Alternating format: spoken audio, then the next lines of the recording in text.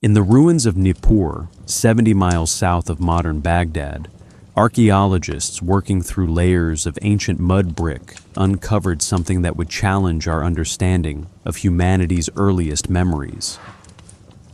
Clay tablets, baked hard by fires that consumed the temple libraries nearly 4,000 years ago, contain stories older than the cities themselves.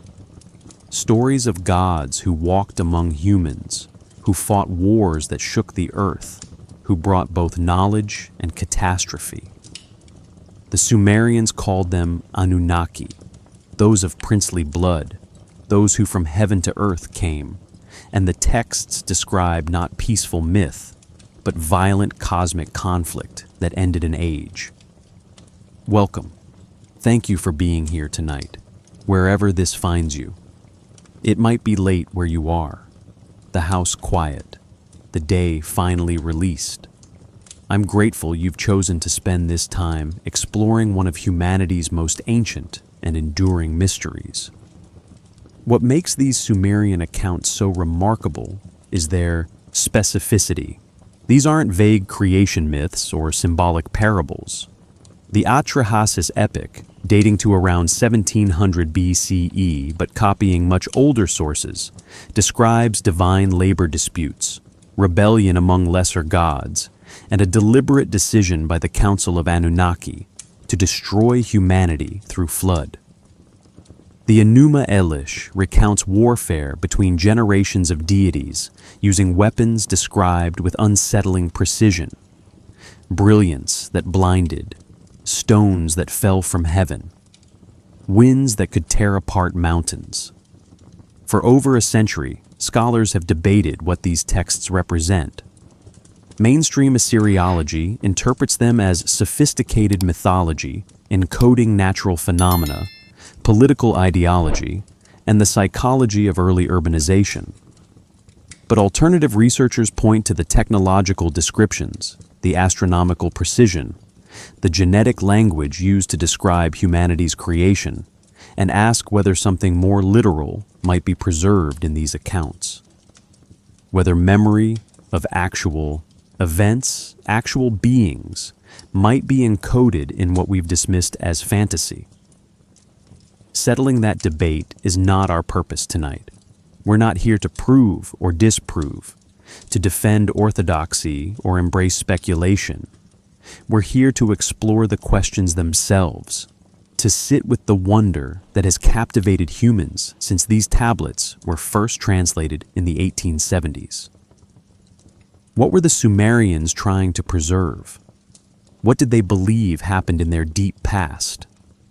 And why do their accounts of divine warfare, of gods who could be killed, of cosmic battles that reshaped the world, echo through every culture that came after?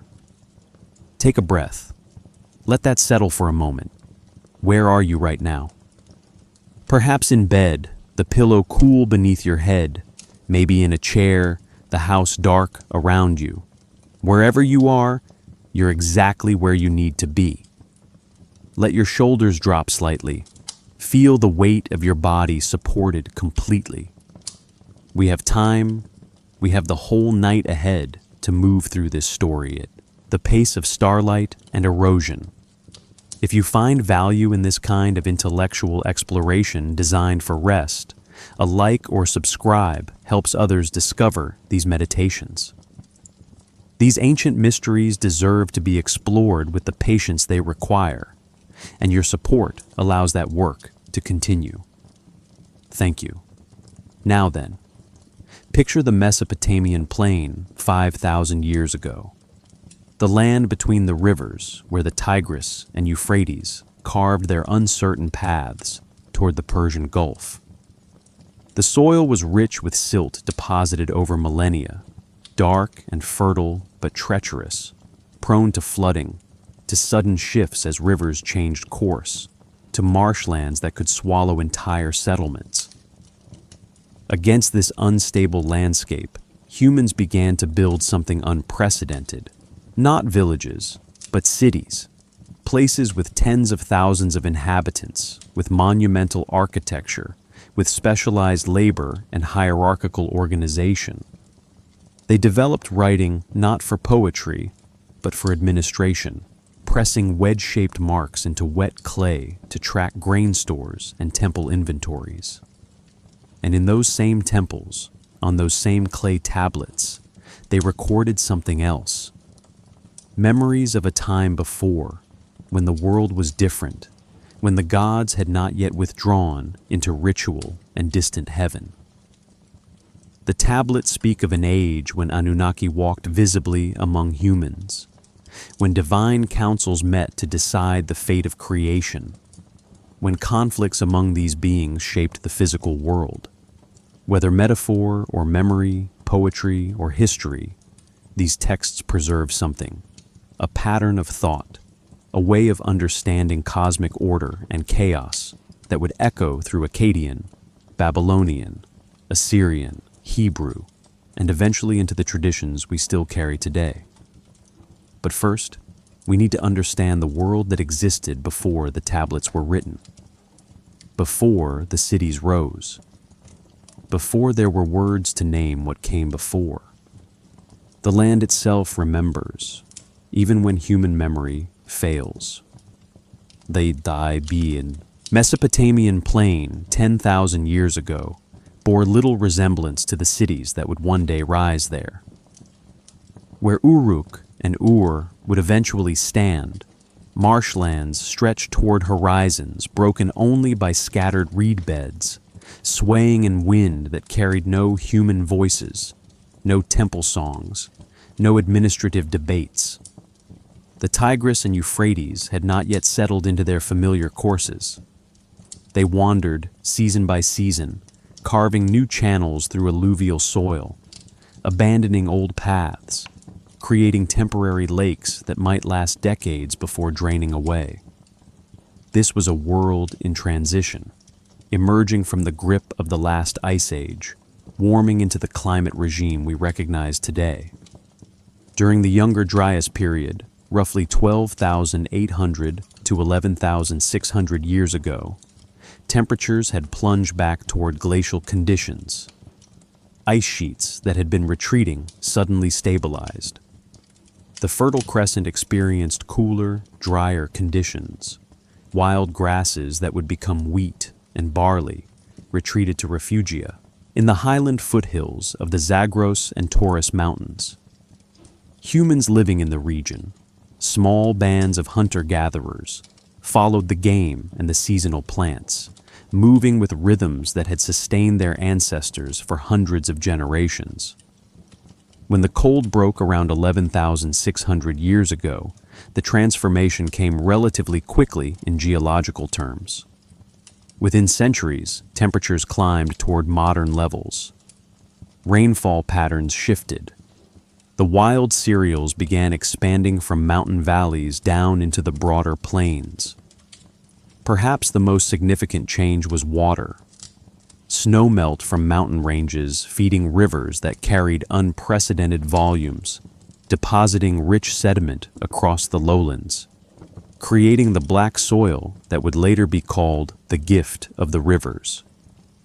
Picture standing on slightly elevated ground near what would become Eridu, the first city the Sumerians themselves claimed as the beginning of kingship. The year is 9000 BCE. Behind you, the Zagros Mountains rise blue in the distance. Before you, the plain extends flat and green, dotted with stands of tamarisk and date palms growing wild. Gazelles move in herds across the grasslands. Water birds gather at the edges of seasonal wetlands. The air smells of wet earth and flowering plants after recent rains. At night, the sky reveals itself in full clarity, unpolluted by any fire except the occasional camp. The Milky Way arches overhead like a river of pale light, a river in the sky mirroring the uncertain rivers on Earth. No cities, no agriculture, no pottery, no writing, no ziggurats reaching toward heaven. Just the raw materials from which civilization would be assembled. The warming continued through what geologists call the Holocene climatic optimum, roughly 9,000 to 5,000 years ago. Temperatures reached levels slightly warmer than today. The region that would become Mesopotamia received more rainfall than it does in our time. Lakes that are now salt flats held fresh water. Vegetation extended further into areas that are currently desert. Perhaps this abundance created the margin of safety humans needed to experiment with new ways of living. Somewhere in this period, the transformation began. Hunter-gatherers who had been collecting wild wheat and barley started selecting seeds from the most productive plants, storing them, planting them deliberately. The shift from gathering to cultivation happened gradually, over centuries, likely without any conscious decision to invent agriculture. Then camps became villages. Villages became permanent settlements, and permanent settlements changed everything. The earliest villages appeared in the northern reaches of Mesopotamia and the Levant around 9000 BCE. Jericho had stone walls by 8000 BCE. Satal Hoyuk in Anatolia housed perhaps 8,000 people by 7,000 BCE. But southern Mesopotamia remained sparsely inhabited during this early phase. The rivers were too unpredictable, the flooding too severe, the marshes too extensive. It would take additional millennia for humans to develop the irrigation technologies and social organization necessary to master this challenging environment. Long before any scribe pressed wedge marks into clay, before anyone conceived of gods with names and distinct personalities, the stage was being set. Soil accumulated. Rivers deposited layers of sediment measured in meters, and overhead, the same stars wheeled through their ancient patterns.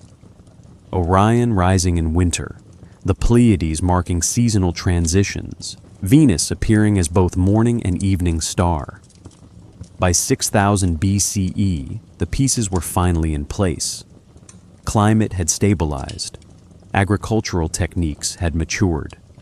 Population pressure from the north was pushing groups into the southern marshlands, and humans were about to attempt something unprecedented, something that would require them to reimagine their relationship with water, with labor, with each other, and ultimately with the forces they believed governed existence itself.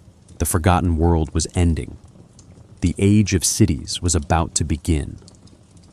When the first permanent settlements appeared along the northern tributaries of the Tigris around 7000 BCE, they were modest by later standards. Clusters of mud brick houses sheltering perhaps 50 to 200 people. Jarmo, excavated in the 1950s in the foothills of the Zagros Mountains, revealed stone foundations, storage pits lined with clay, and grinding stones worn smooth from processing grain. The inhabitants grew emmer wheat and barley. They kept goats and sheep. They made pottery decorated with simple geometric patterns.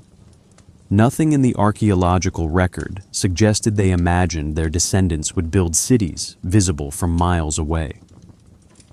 Yet the transformation was already underway, proceeding at the pace cultures actually move, generationally, incrementally, almost invisibly to those living through it.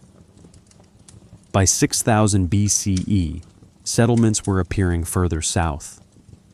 Tel Es-Sawan, near modern Samarra, in Iraq, sat on a bluff above the Tigris floodplain.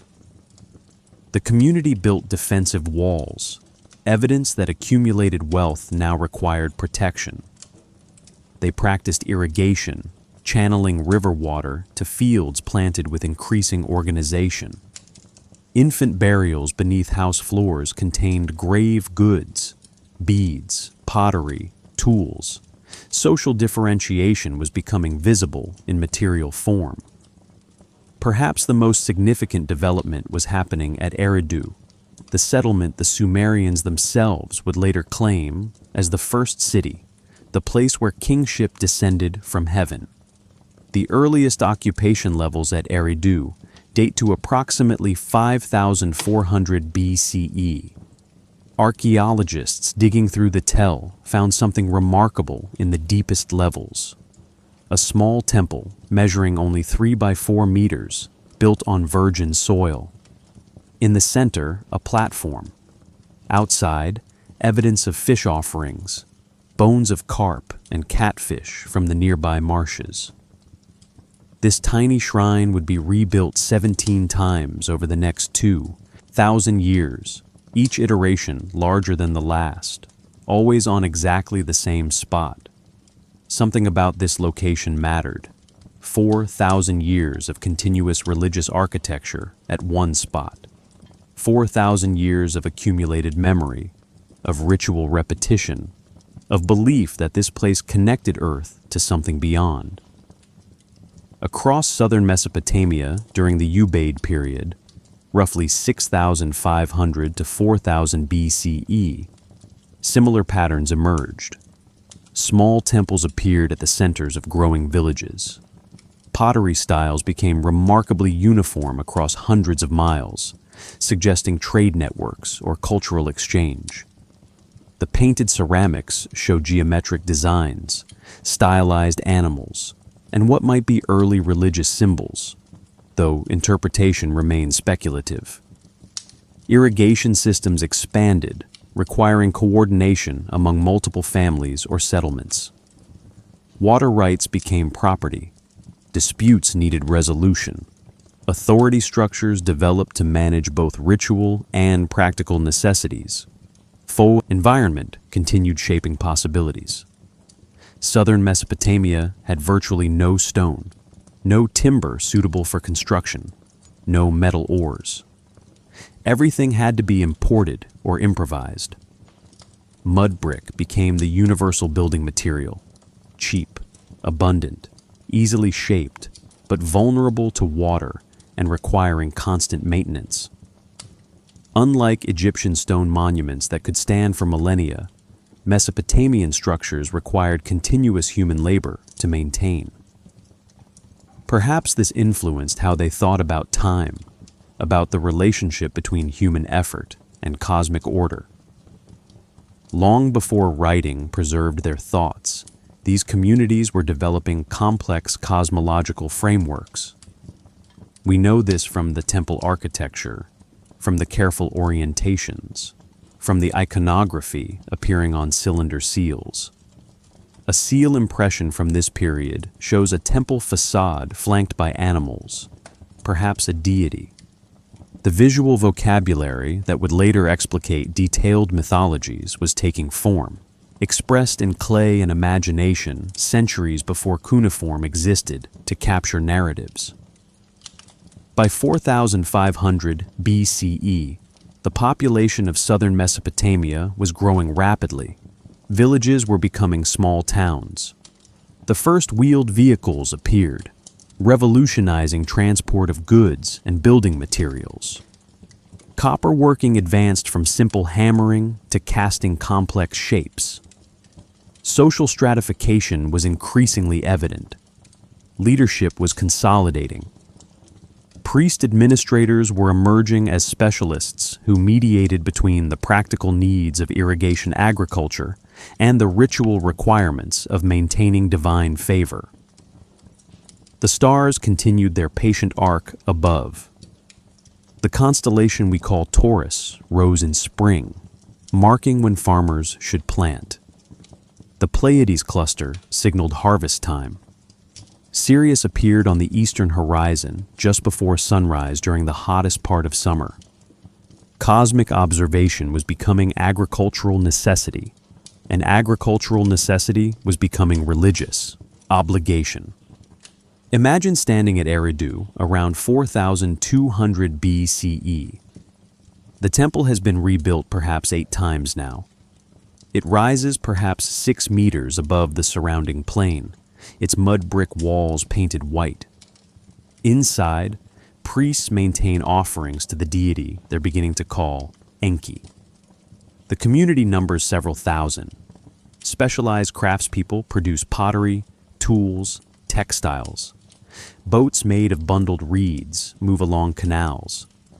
Trade goods arrive from distant highlands, obsidian from Anatolia, lapis lazuli from Afghanistan, copper from the Zagros. But the true revolution was still ahead. The change, when it came, was not gradual. Between 4000 and 3100 BCE, southern Mesopotamia underwent what archaeologists call the urban revolution, a transformation so profound that it marks one of the great discontinuities in human history. Settlements that had numbered in the hundreds swelled to populations of tens of thousands. Uruk, which gives its name to this period, exploded from a town of perhaps 5,000 people around 3,800 BCE to a city of 40,000 by 3,100 BCE. Within its 6-kilometer perimeter wall, the urban landscape included monumental temples, administrative complexes, craft workshops, residential neighborhoods, and the earliest clear evidence of social classes ranging from slave laborers to priestly elites. Nothing remotely similar had existed before, anywhere on Earth. Walking through Uruk around 3,200 BCE, you would have entered through massive mud brick gates thick enough to support guard towers. The city spread before you in organized districts. The Eanna precinct, dedicated to the goddess Inanna, dominated the landscape with its raised temple platform accessed by monumental staircases. The structure rose 13 meters above street level, its walls decorated with elaborate cone mosaics. Thousands of clay cones with painted heads driven into wet plaster to create geometric patterns. Red, black, white surfaces caught sunlight, visible from kilometers away. Nearby, the white temple sat atop its own ziggurat, its platform measuring 50 by 45 meters at the base. The streets below teemed with activity that would have been overwhelming to a visitor from a traditional village. Potters operated wheels, producing standardized vessels in quantities that suggest industrial-scale manufacturing.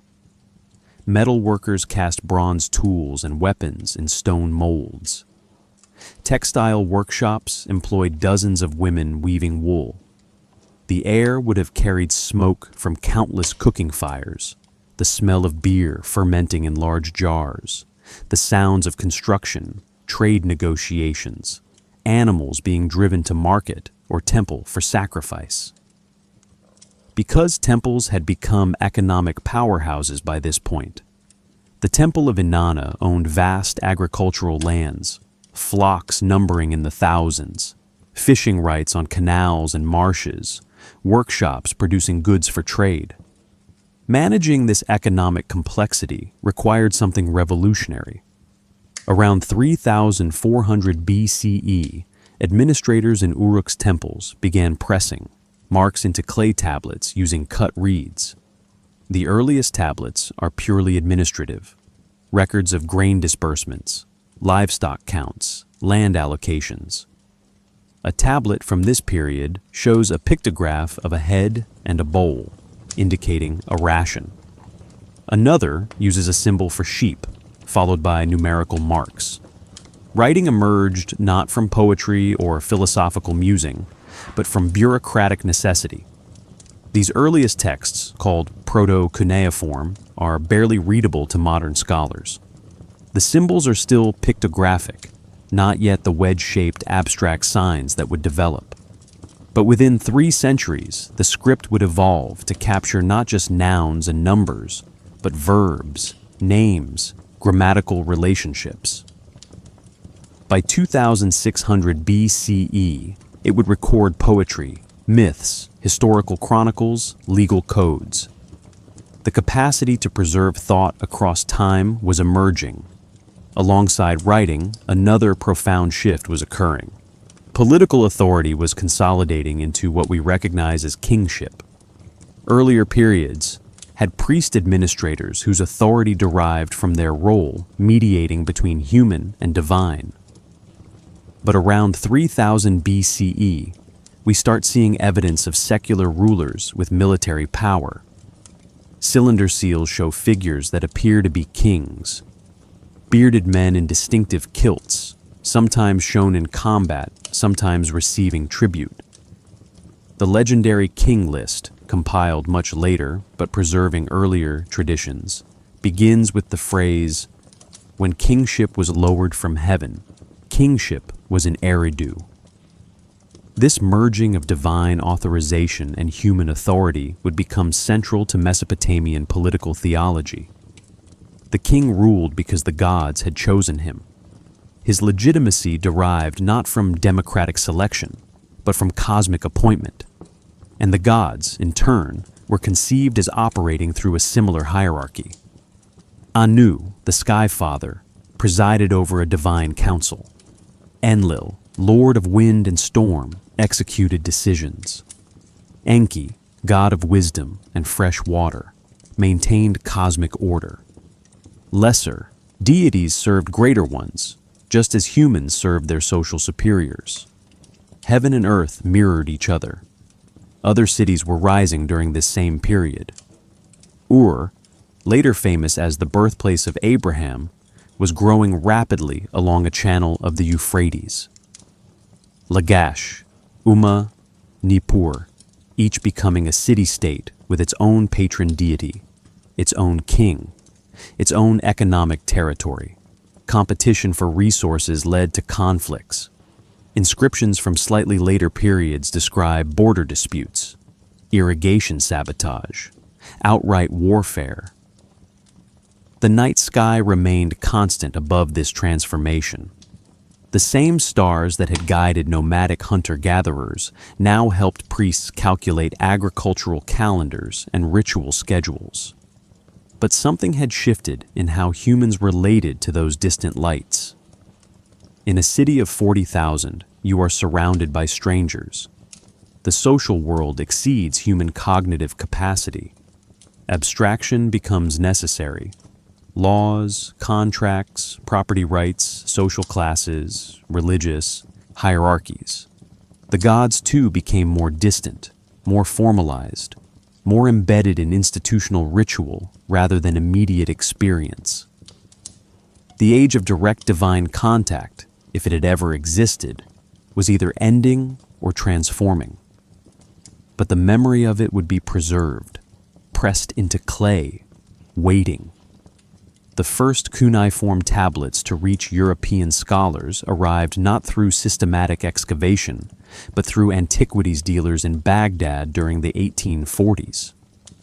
Clay fragments bearing strange wedge-shaped marks appeared in private collections, purchased from locals who had found them while digging irrigation canals or building houses near ancient mounds. No one initially understood what they were. The marks seemed decorative, perhaps ornamental, certainly not writing in any recognizable sense. The tablets were curiosities, nothing more. That changed when British diplomat Henry Rawlinson succeeded in copying and partially deciphering the massive trilingual inscription carved into the cliff face at Behistun in western Iran. The monument, created by Persian King Darius I around 520 BCE, recorded the same text in Old Persian, Elamite, and Babylonian cuneiform. Working at considerable physical risk, the inscription sits 100 meters above ground on a sheer rock face. Rawlinson made paper squeezes of the text between 1835 and 1847. By comparing the three versions, he cracked the code of Babylonian cuneiform by 1851. Suddenly, those clay fragments from Baghdad dealers became readable historical documents. Systematic excavation of Mesopotamian sites began in earnest during the 1850s. French archaeologist Ernest de Sarzeck worked at Tello, ancient Lagash, from 1877 to 1900. Recovering thousands of tablets and numerous statues of the city's rulers. British teams under Hormuzd Rassam excavated Sipar, finding cylinder inscriptions and administrative archives. But the most significant discovery came at Nippur, 160 kilometers south of Baghdad, where the University of Pennsylvania conducted excavations beginning in 1889. Nippur had never been a political capital, but it held special religious significance. The city housed the temple of Enlil, chief god of the Sumerian pantheon, making it a sacred center where kings from rival city-states came to legitimize their rule. The excavators found what every Assyriologist dreams of: a library. Not one library, but multiple archives scattered through the temple precinct and scribal quarters. Over 30,000 tablets and fragments emerged from the ruins, dating from approximately 2,500 BCE through the 1st century CE. The collection included everything from mundane receipts to literary masterpieces. Among those tablets were the first Sumerian myths to be read by modern eyes. The Atrahasis epic, known previously only from later Babylonian versions, appeared in earlier Sumerian fragments.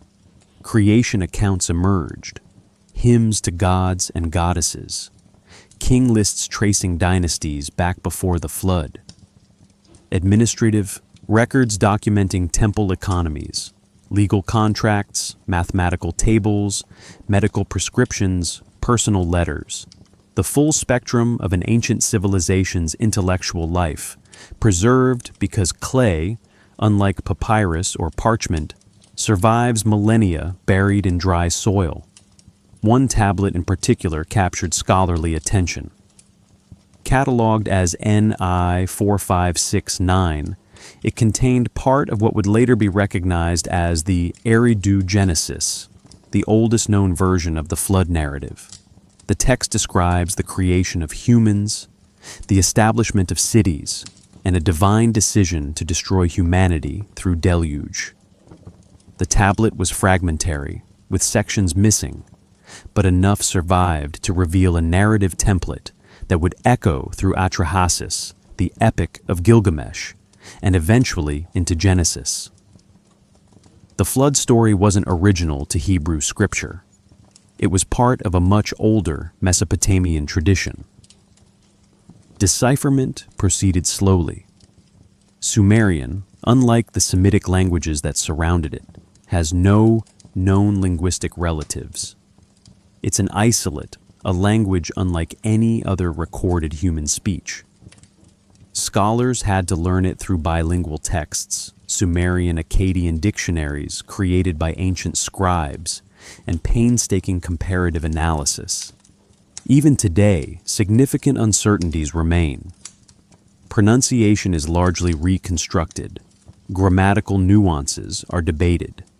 Some tablets remain untranslated, waiting for better understanding or missing comparative texts. What emerged from this century of scholarship was astonishing. The Sumerians had not only invented writing and cities, they had created a rich literary tradition. They speculated philosophically about justice, suffering, divine intention, and human purpose. They recorded historical events alongside mythological narratives, sometimes blending the two in ways that make modern historical reconstruction challenging. And they preserved, in those wedge marks pressed into wet clay, the earliest detailed accounts of beings they called Anunnaki. The tablets were speaking. The question was whether anyone could truly understand what they were saying. On a November afternoon in 1914, American archaeologist George Barton stood in the storage facility of the University Museum in Philadelphia, examining a clay tablet recently cleaned by conservators. The artifact, designated CBS 10467, had been excavated at Nippur decades earlier, but remained buried in storage, covered in centuries of accumulated salts and dirt. Now, under proper light, Its cuneiform inscription was finally legible. Barton leaned closer, his fingers hovering above but not touching the fragile surface. The text began with a phrase that would become famous in Sumerian studies. Anki, heaven and earth, the totality of existence. What followed was a creation account, but not the kind Barton had expected from his training in biblical literature. This wasn't a single omnipotent deity speaking existence into being. It was a complex narrative involving multiple divine beings with distinct names, personalities, and functions. The tablet described how the gods divided cosmic responsibilities among themselves, how they assigned domains of earth and heaven, how they debated and sometimes disagreed. Barton carefully copied the text into his notebook, recognizing he was reading something that predated biblical Genesis by at least 1,000 years and perhaps much more. The implications were significant. The Sumerian gods weren't abstract theological concepts. They were specific entities operating within a hierarchical system, making decisions collectively, dividing labor, establishing cosmic order through negotiation rather than divine fiat. The tablet he held was one piece of a much larger puzzle that scholars were assembling across multiple excavation sites and museum collections. And that puzzle revealed a divine structure the Sumerians called the Anunnaki. The word itself carries layers of meaning. In Sumerian, Anunnaki can be parsed as Anu plus Na plus Ki, which translates roughly to those of princely blood, or offspring of Anu. Anu was the Sky Father, the highest god, who resided in the uppermost heaven. The Anunnaki were his divine descendants, gods of the second and third generations, who took active roles in earthly and cosmic affairs. Later traditions sometimes use the term to refer specifically to underworld judges, but in the earliest texts, the Anunnaki constituted the active pantheon who managed creation. At the top of the hierarchy sat the supreme triad. Anu ruled from the heavens, representing authority and cosmic order. Enlil, whose name means Lord Wind, governed the atmosphere and exercised executive power. He was described as the one who carried out decisions made in divine council. Enki, Lord Earth, or more specifically, Lord of the Abzu, the freshwater ocean beneath the earth, represented wisdom, craft, and magic. These three formed what later Babylonian theology called the great gods who decree fate. Beneath them operated the seven who decree fate, though texts vary on exactly who comprised this council. The number 7 held sacred significance throughout Mesopotamian religion. 7 gates to the underworld, 7 tablets of creation, 7 planets known to ancient astronomers.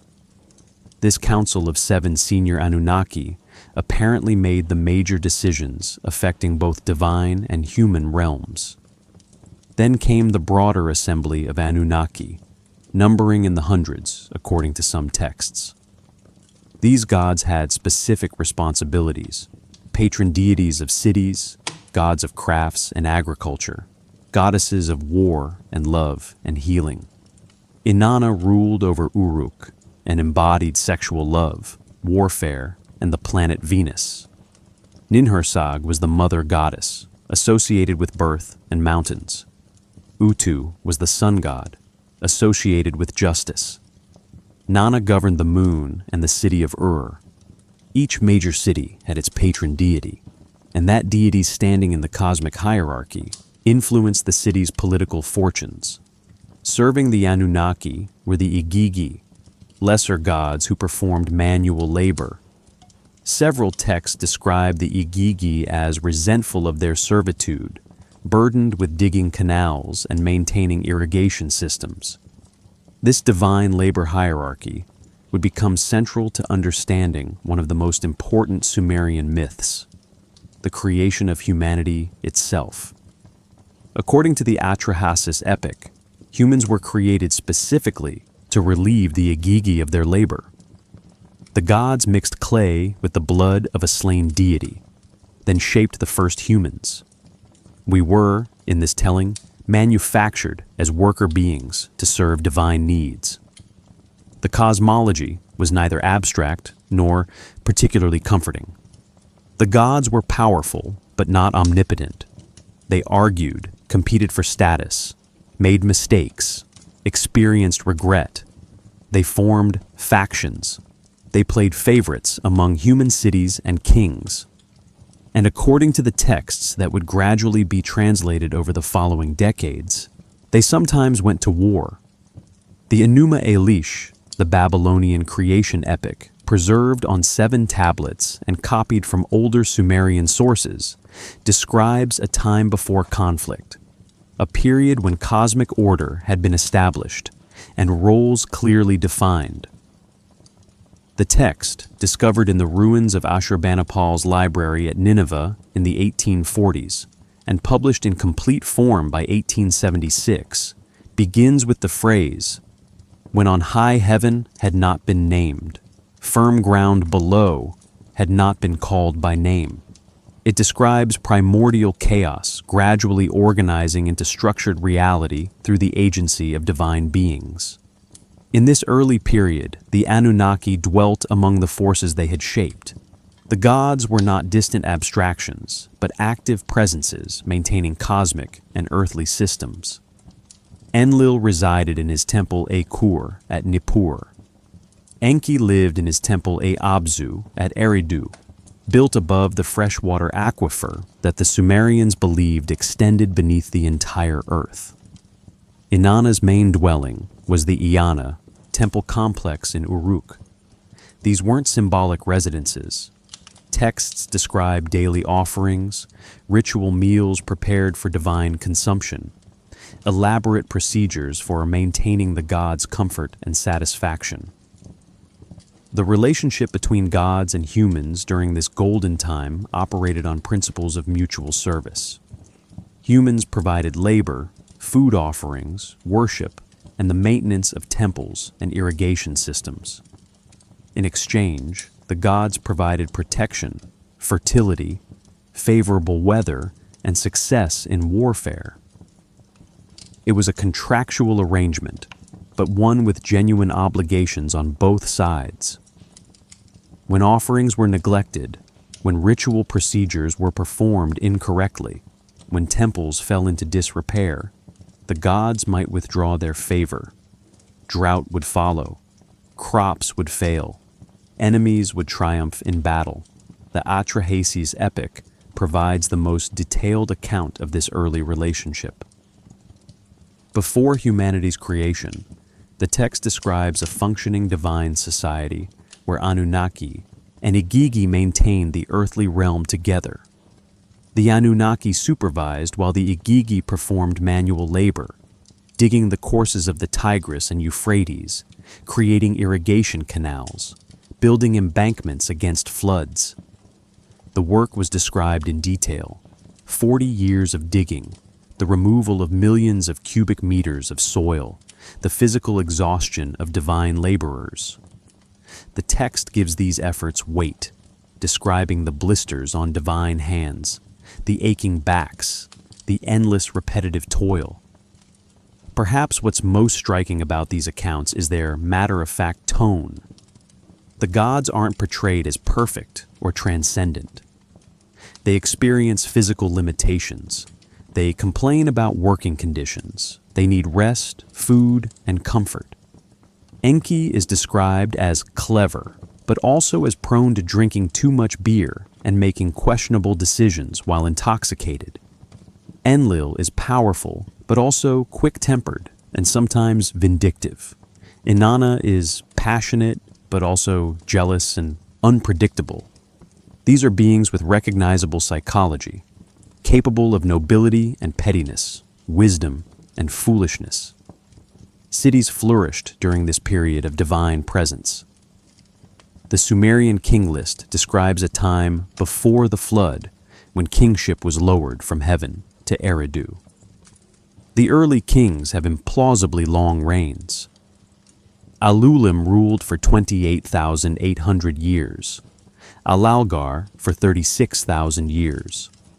Scholars interpret these numbers as either mythological exaggeration or possibly reflecting a different calendar system. But the core tradition is clear.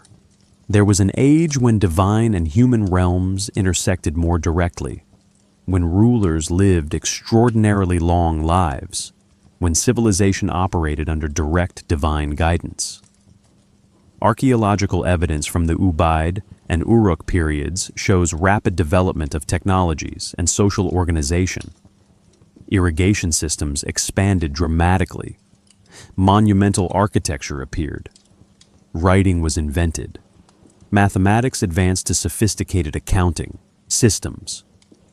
Whether one interprets this as human innovation or, as the texts suggest, knowledge transmitted from divine teachers, the transformation was remarkable.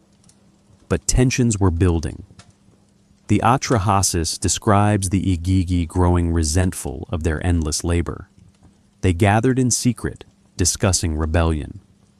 The lesser gods began questioning why they should serve the greater gods in perpetuity. And among the Anunnaki themselves, disputes arose over territory, authority, and the growing human population.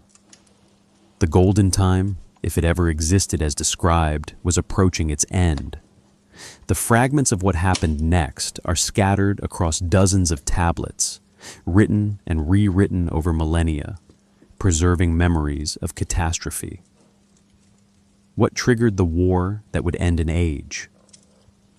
The Atrahasis epic, preserved in multiple versions spanning from Old Babylonian copies around 1700 BCE back to Sumerian originals, perhaps 1,000 years earlier, describes a breaking point.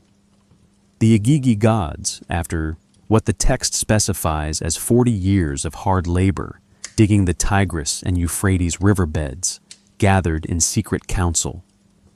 They burned their tools. They marched at night to Enlil's dwelling at Nippur. The text records their complaint with surprising specificity. The toil was heavy, the distress too much. Every day the earth resounded. The warning signal was loud enough. We heard the clamor. Enlil, roused from sleep by the commotion, initially responded with fury. How dare subordinate deities challenge the established order? He summoned Anu and Enki to divine council. The assembly debated. Should they punish the rebels? Could they force the Igigi back to work? Enki proposed an alternative: create a new worker species to relieve the divine laborers. Humanity would be fashioned from clay mixed with the blood of a slain god, Ailu, described as having rationality. This sacrifice would give humans both physical form and a spark of divine intelligence sufficient to follow complex instructions. The solution was implemented. Humans multiplied across the earth. The Igigi were freed from manual labor. Order seemed restored. But the texts hint at deeper fractures among the Anunnaki themselves. Territorial disputes emerge in various accounts.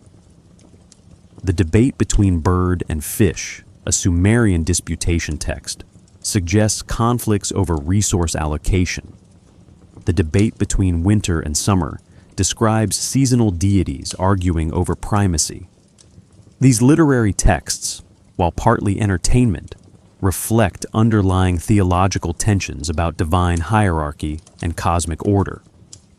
More serious conflicts appear in myths about freshwater and saltwater. Enki controlled the Abzu, the freshwater ocean beneath the earth that fed rivers, springs, and wells. His domain was essential for irrigation agriculture. But in the Enuma Elish, the primordial waters are personified as Apsu, freshwater, male, and Tiamat, saltwater, female. When Apsu plots to destroy the younger gods because their noise disturbs his rest, Enki kills him and establishes his dwelling upon Apsu's corpse. This wasn't merely mythological poetry. It encoded real conflicts over water rights, over who controlled the resources on which civilization depended. Enlil's relationship with humanity proved problematic. Multiple texts describe him as disturbed by human noise and proliferation. The Atrahasis records him attempting to reduce the population through plague, drought, and famine before finally decreeing total destruction through flood. His reasoning isn't obscure theological mystery. The text states plainly that human clamor prevented him from sleeping. The noise of cities, the sounds of human activity, had become intolerable to the god of wind and storm. Enki repeatedly intervened to protect humanity. When Enlil sent plague, Enki taught humans healing. When drought came, Enki showed them how to dig deeper wells to reach the Abzu waters. When famine was decreed, Enki arranged for fish to appear in abundance. This pattern of conflict between Enlil and Enki runs through multiple myths, one seeking to limit or destroy humanity, the other working to preserve the species he had helped create. The divine council itself became a site of tension. The seven who decree fate didn't always agree. Texts describe heated debates, gods walking out of assemblies, decisions made that not all deities supported. In the Epic of Gilgamesh, the goddess Ishtar, Akkadian version of Inanna, petitions her father Anu to give her the bull of heaven so she can punish Gilgamesh for rejecting her romantic advances. Anu refuses, citing the destruction the bull would cause. Ishtar threatens to break down the gates of the underworld and release the dead if she doesn't get her way. Anu relents. The pattern shows divine authority as negotiable, subject to pressure and threat. Perhaps most significantly, we see evidence of generational conflict among the gods. The Enuma Elish describes Marduk, son of Enki, rising to supreme power by defeating Tiamat when the older gods prove incapable. After his victory, Marduk reorganizes the cosmos, assigning new roles and diminishing the authority of the previous generation. The Anunnaki, who had held power, found themselves answering to a younger deity. Traditions were challenged. Old arrangements were dissolved. The cosmic order itself was being renegotiated.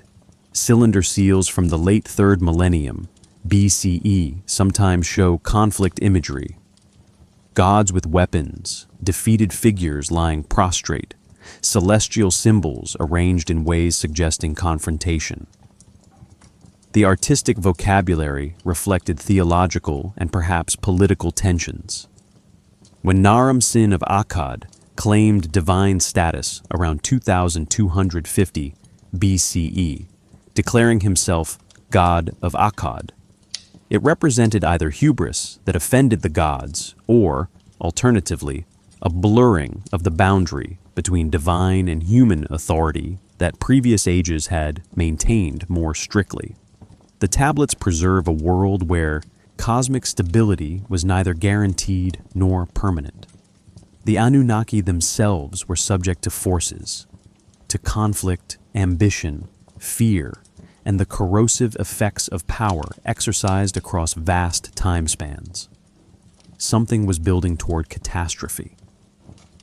The oldest surviving account of the Mesopotamian flood appears on a fragmentary tablet known as the Eridu Genesis, dating to approximately 1600 BCE, but copying earlier Sumerian material. The text is damaged, with significant sections missing, but enough remains to establish the narrative framework. Ziusudra, described as a pious king and priest, receives warning of an impending deluge. The gods have decided to destroy humanity. The warning comes through a reed wall. Ziusudra overhears divine conversation not meant for human ears. He's instructed to build a boat of specific dimensions and seal it with bitumen. The Atrahasis version, slightly more complete, identifies the warner as Enki and the destroyer as Enlil. The Divine Council has voted humanity will be eliminated through flood. But Enki, who had helped create humans and felt responsibility for their survival, devises a clever workaround. He can't directly warn the human Atrahasis without violating the council's decree, so he speaks to the reed wall of Atrahasis's house, knowing the man stands on the other side. Reed wall, pay attention. Wall, listen to me. Dismantle your house. Build a boat. Abandon possessions. Save life. Atrahasis follows instructions. He constructs a cube-shaped vessel, 7 stories tall, sealed with bitumen inside and out. He loads it with animals, his family, craftspeople, and supplies.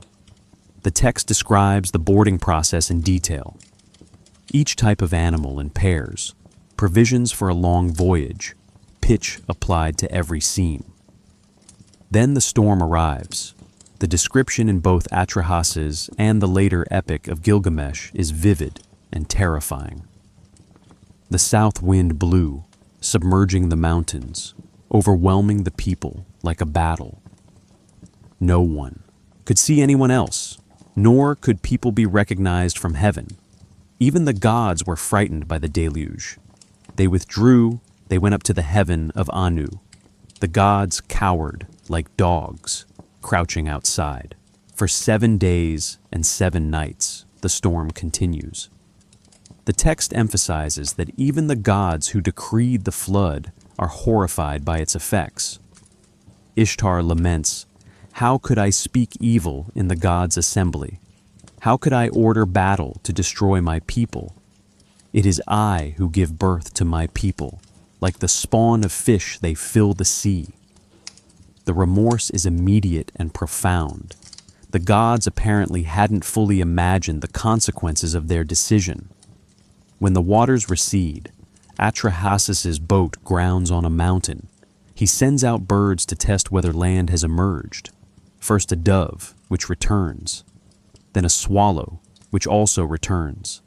Finally, a raven, which doesn't return, indicating it has found food and land. Atrahasis exits the boat and offers sacrifice. The text records that the gods, who have been without offerings for 7 days, gathered like flies over the sacrifice.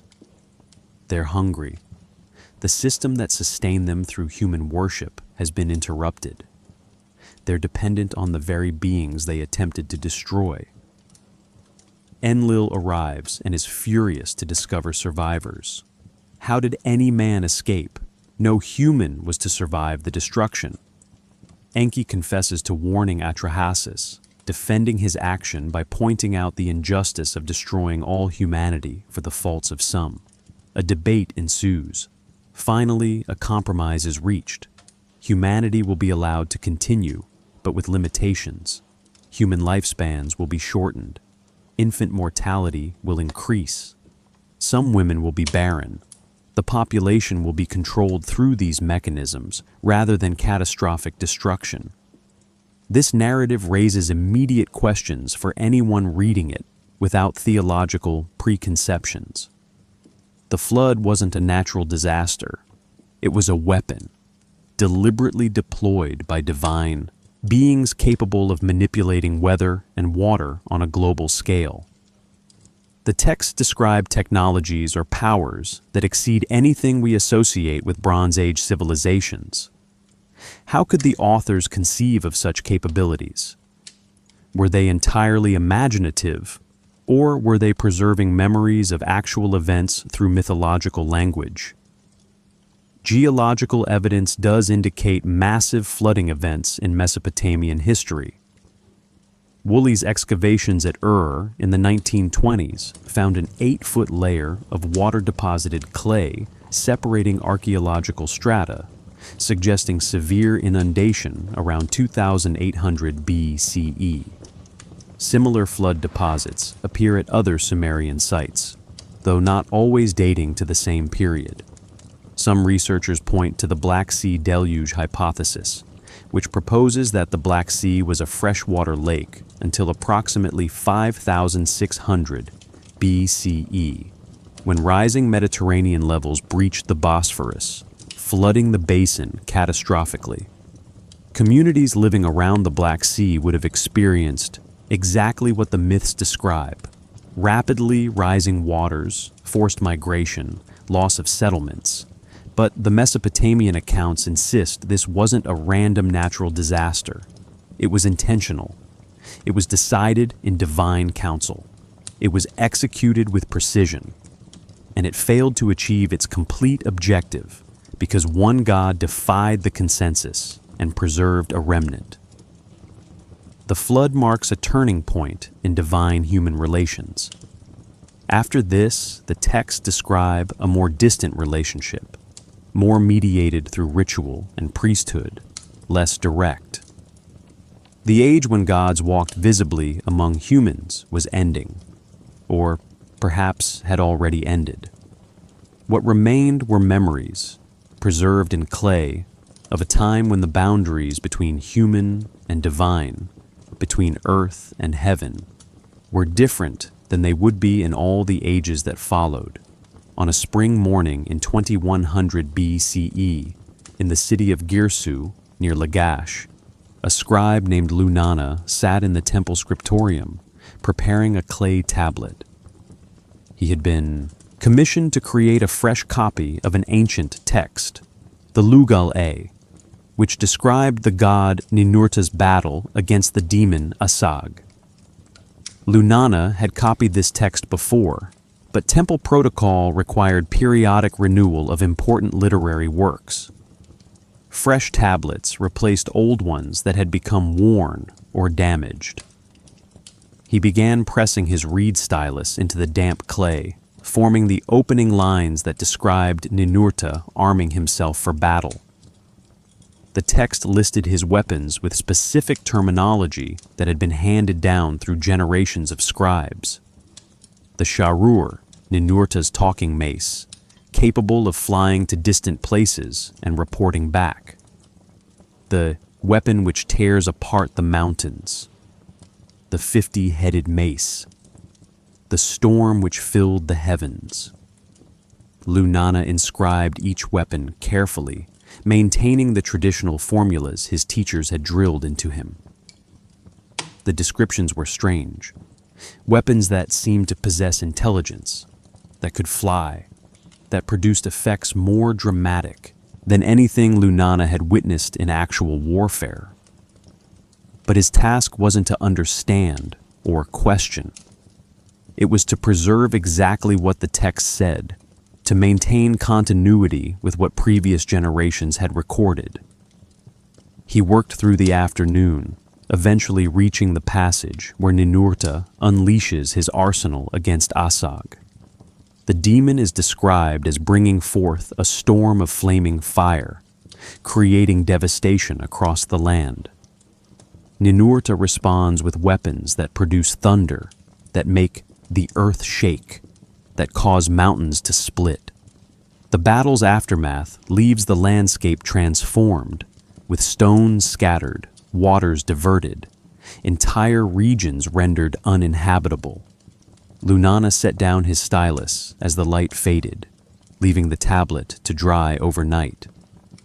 The next morning he would continue, perhaps wondering, as scribes sometimes did, what these old stories really meant, what events they might preserve, and whether the world his ancestors inhabited had truly been so different from his own. The weapons described in Mesopotamian mythological texts present a consistent puzzle. They're neither simple Bronze Age armaments nor purely symbolic metaphors. The Era epic, a Babylonian text probably composed around 1000 BCE, describes the plague god era's weapons with unsettling specificity. The weapon who has no match in the world, whose brilliance paralyzes the Anunnaki.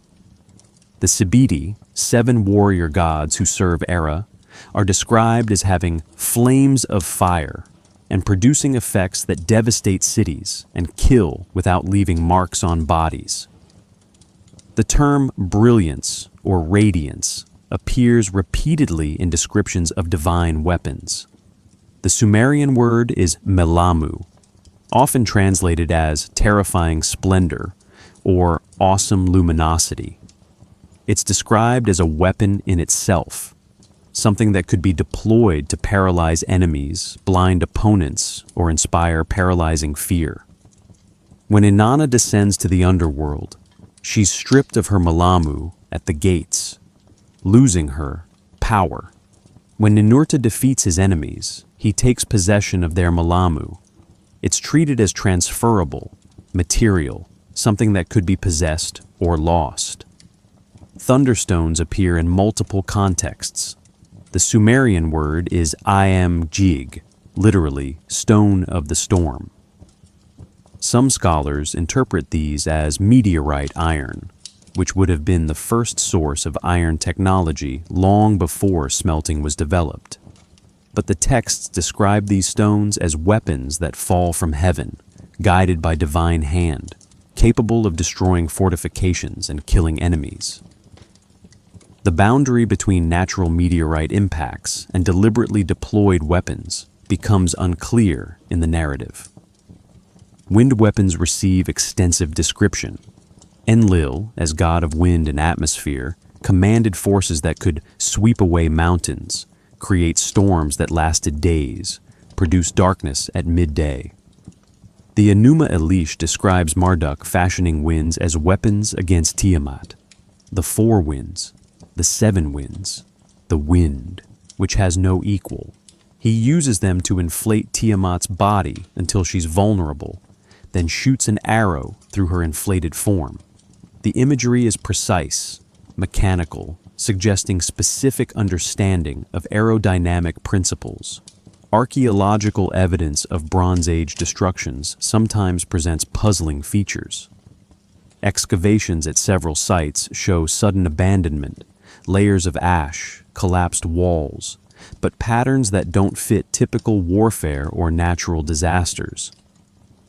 The Late Bronze Age collapse around 1200 BCE affected civilizations from Greece to Egypt to Mesopotamia simultaneously. City after city destroyed or abandoned within a span of decades. Conventional explanations cite migrations, climate change, economic collapse, but the synchronized timing across vast distances remains mysterious. Cylinder seals from the Akkadian period show combat imagery that includes celestial symbols. Warriors carry weapons while stars, moon, and sun appear prominently in the composition. Some seals show what appear to be divine beings wielding implements toward planetary symbols. Interpretations vary. Are these purely symbolic representations of cosmic authority, or do they encode actual observations of celestial phenomena associated with historical conflicts? The Curse of Agada describes the destruction of the city of Agada after King Naram-Sin offends the gods. The text specifies that Enlil called down from the mountains those who do not resemble other people, who are not reckoned as part of the land, the Gutians, an unbridled people. But before the human invaders arrive, divine punishment takes other forms. On Agada, instead of its sweet flowing water, there flowed bitter water. Who said, "I would dwell in that city," found not a good dwelling place there. Who said, "I would lie down in Agada," found not a good sleeping place there. The language suggests environmental catastrophe preceding military defeat. Whether these texts preserve memories of actual advanced technologies, whether they're poetic descriptions of natural disasters interpreted through theological frameworks, or whether they're entirely imaginative literature, remains debated. What's clear is that the Mesopotamians conceived of their gods as possessing capabilities far exceeding human powers, capabilities that could reshape landscapes, alter climates, destroy cities, and kill populations. The divine realm wasn't gentle or benign. It was powerful, and when roused to anger, capable of devastating violence. The weapons weren't just destructive. Some texts describe constructive applications. Enki uses divine tools to establish the courses of rivers, to create marshlands, to set boundaries between fresh and salt water. Ninurta, after defeating Asag, uses his powers to reorganize mountains and waterways for agricultural benefit. The same forces capable of destruction could order and civilize, or so the texts claim. Perhaps what's most striking is the consistency across centuries of transmission. The weapon descriptions don't vary much between early Sumerian and later Babylonian versions. Scribes preserved the terminology carefully, even when they might not have fully understood the reference. Something was considered important enough to maintain precisely, whether historical memory, theological doctrine, or literary tradition, something these cultures wanted to ensure wouldn't be forgotten. The Sumerian word Kur carries double meaning. It designates both the underworld realm of the dead and distant foreign mountains. This semantic overlap wasn't accidental. The underworld was conceived as a vast space beneath the Earth's surface, but also as somehow connected to remote mountain regions at the edges of the known world. Access points to this realm existed in both directions, downward through caves and chasms, and outward toward the cosmic periphery where normal geography gave way to mythological landscape. Ereshkigal ruled the underworld as its queen, sister to Inanna, but confined eternally to the realm below.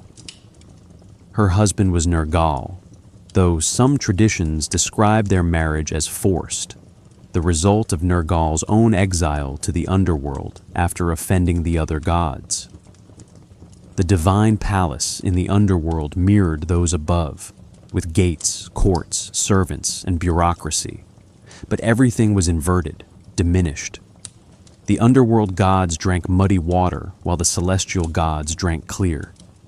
The food was dust, light was darkness, life was a shadow of existence. The descent of Inanna, one of the most complete Sumerian myths, describes the underworld structure in architectural detail. 7 gates separate the realm of the living from the realm of the dead. At each gate, Inanna must remove a piece of her divine regalia and clothing. By the time she reaches Ereshkigal's throne room, she stands naked and powerless. She's judged by the Anunnaki judges of the underworld and killed. Her corpse hung on a hook for 3 days, and 3 nights before Enki's intervention leads to her resurrection. The text demonstrates that even powerful gods could be vulnerable in the underworld, that divine immortality had limits, that death was a force capable of affecting even the Anunnaki themselves. The judges of the dead were called the Anunnaki of the underworld, a subset of the broader divine assembly specifically assigned to weigh the souls of the deceased. Texts provide no indication that moral judgment determined fate. Good or evil, righteous or wicked, all humans ended in the same place, a gloomy existence of diminished consciousness, eating dust and dwelling in darkness. There was no resurrection doctrine in Mesopotamian religion until much later Persian influence. No heavenly reward awaited the virtuous. No punishment beyond existence itself awaited the wicked. The underworld was democracy of despair, everyone equal in deprivation. This bleakness contrasts sharply with Egyptian afterlife concepts, developing simultaneously. While Egyptians constructed elaborate tomb complexes and developed detailed resurrection theologies, the Mesopotamians accepted death as final diminishment. The Epic of Gilgamesh captures this perspective in Enkidu's dream of the underworld. I entered the house of dust, the dwelling of Irkalla. I entered the house from which those who enter never leave. I saw kings who had ruled the land from days of old, who had served baked meats to the gods Anu and Enlil, but now ate dust and drank muddy water. Gilgamesh himself, 2/3 divine and 1/3 human according to tradition, seeks to escape this fate after witnessing his friend's death. His quest for immortality takes him to the ends of the earth, across waters of death, to the distant mountain where Utnapishtim, the flood survivor, dwells in retirement. The journey is geographic and mythological simultaneously. Gilgamesh travels through the actual Zagros and Taurus mountain ranges, but also through boundaries separating human world from divine realm. The mountain passes where the sun rises, the twin peaks that touch the sky, the garden of jeweled trees. These are locations positioned at the edge where normal space gives way to cosmic space. Utnapishtim delivers the harsh truth. When the gods created mankind, death they dispensed to mankind, life they kept for themselves. Immortality isn't achievable for humans, not even for the mighty Gilgamesh. The best he can hope for is earthly legacy, to build walls that last, to establish dynasties, to be remembered. Even his name, eventually, will crumble into dust like the mud bricks of his city walls. But the Kur contained more than passive souls of the dead. Several texts describe it as a prison for rebellious gods, for defeated demons, for forces too dangerous to destroy, but too powerful to leave free. The Descent of Ishtar mentions those who were gods now trapped in the underworld. The era epic references divine beings, confined below, who remember the world above with resentment. Occasionally, these imprisoned forces escape or must be contained again through ritual action. The boundary between Kur as underworld and Kur as distant mountain sometimes manifests in texts describing conflicts at the cosmic periphery. Ninurta's battle against Asag takes place at the mountains, where chaos forces gather. Enlil's conflict with the Kur itself is referenced in fragmentary texts that describe the god establishing order by defeating or containing the wild mountain realm. Geography blurs into mythology. The actual mountains surrounding Mesopotamia, sources of both resources and threats, become mythological sites of cosmic conflict. Some scholars propose that Kur originally designated foreign lands where death rates were high, mountains where armies perished in campaigns, where miners died extracting precious metals and stones. Over time, this association between distant mountains and death might have merged with underworld concepts. The theory remains speculative, but it acknowledges how mythology often develops from physical geography and historical experience. Recent archaeological work in the Zagros Mountains has uncovered extensive ancient mining operations dating to the 3rd and 4th millennia BCE.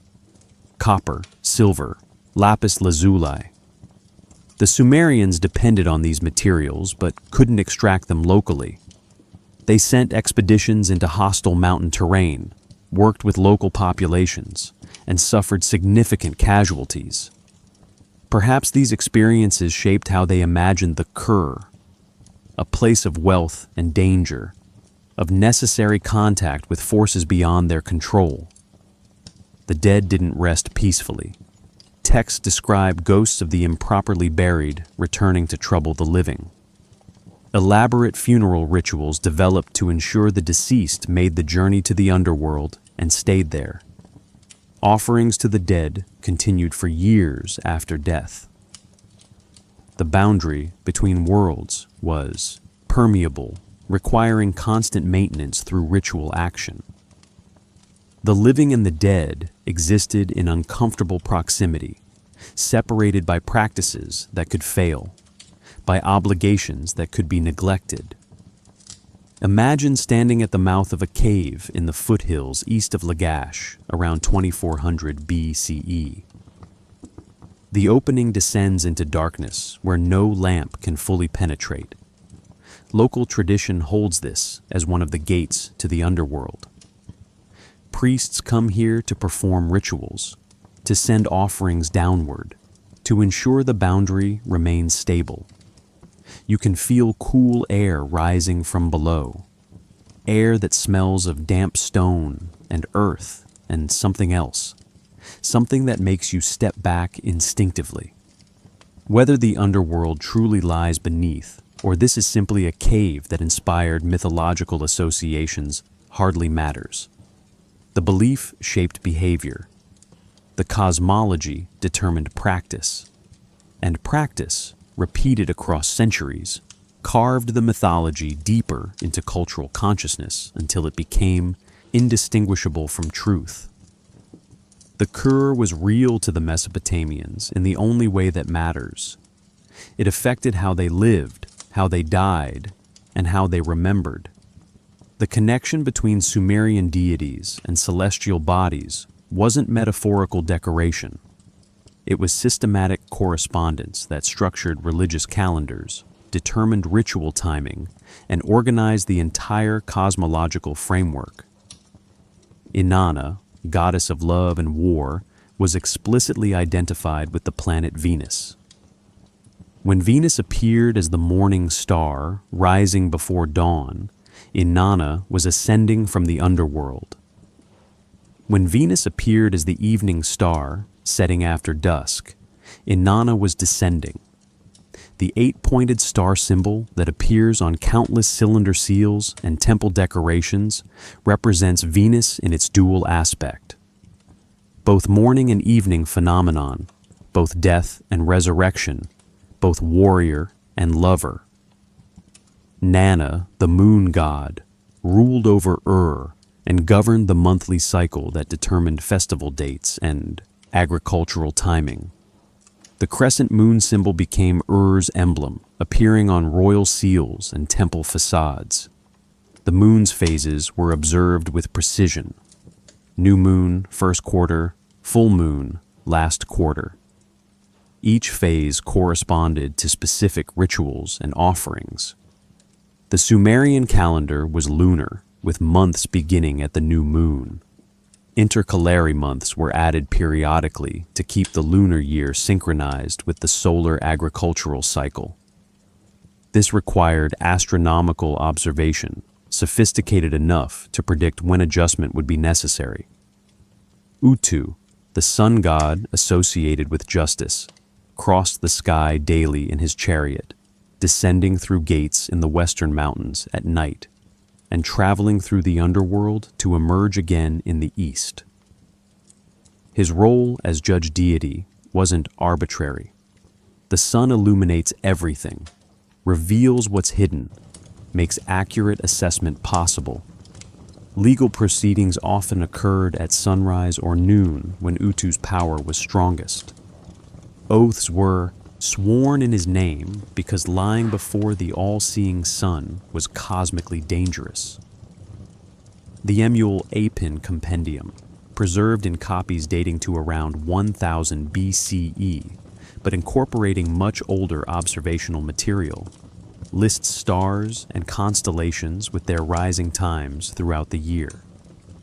The text describes 3 celestial paths: the path of Anu, equatorial stars, the path of Enlil, northern stars, and the path of Ea, southern stars.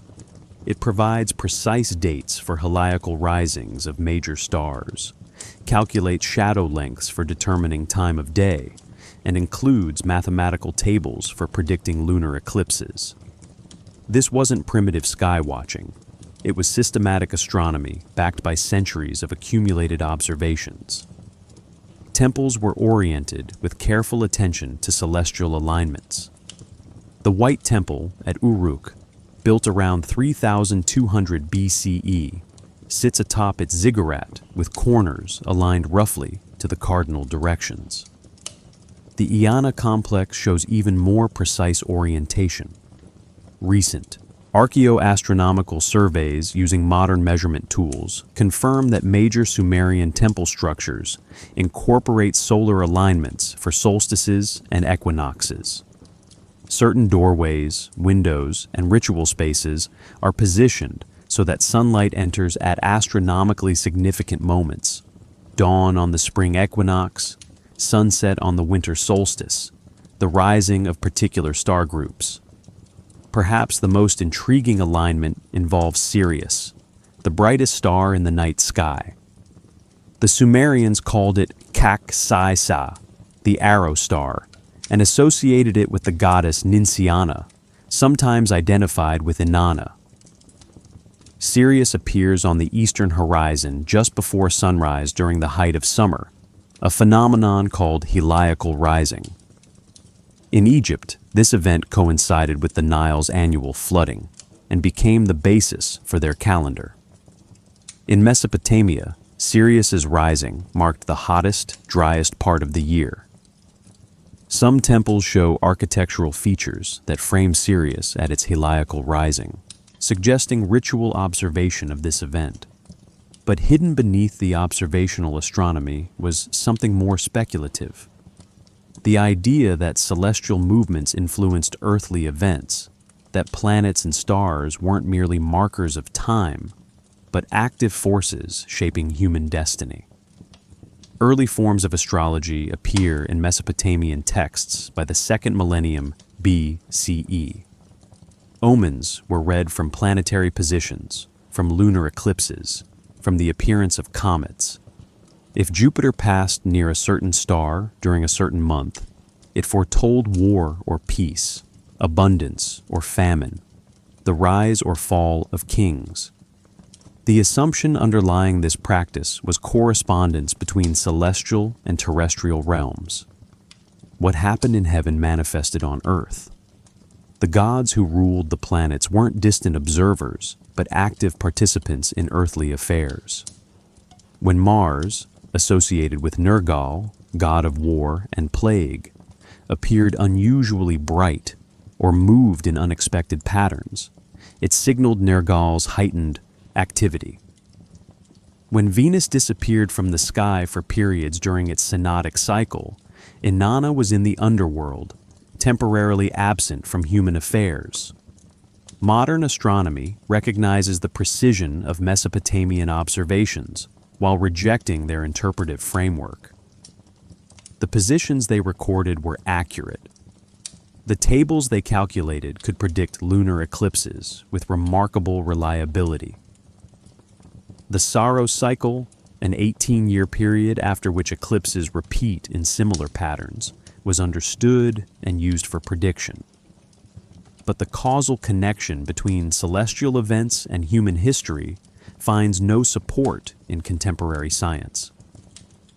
The planets are physical objects governed by gravitational mechanics, not divine beings influencing human destiny. Yet the question remains: why did the Mesopotamians invest such effort in celestial observation? Practical applications explain part of it. Agriculture required accurate calendars. Navigation used star positions. Time measurement depended on sun and moon. But the intensity of astronomical focus, the religious significance attached to celestial bodies, the elaborate mythologies connecting planetary movements to divine narratives, these suggest something beyond mere practical utility. Some researchers propose that the Mesopotamians were encoding astronomical events of unusual magnitude into their myths. The precession of equinoxes, the slow wobble of Earth's axis that causes the zodiacal constellations to shift position over thousands of years, might be preserved in myths about succession of divine generations. Anu, representing one precessional age, Enlil, another, Marduk, a third. The theory requires interpreting reign lengths and divine genealogies as coded astronomical data, which remains controversial but intriguing. Others point to catastrophic celestial events that might have been witnessed and mythologized. Comets, meteor showers, supernovae, or even planetary alignments so rare they appeared once in multiple generations. If such events coincided with earthly disasters, earthquakes, floods, famines, the connection would seem obvious to ancient observers. The gods were manifesting their anger through celestial signs followed by earthly consequences. Perhaps the astronomical focus reflects something deeper, an intuition that human existence participates in cosmic patterns larger than individual lives or civilizations.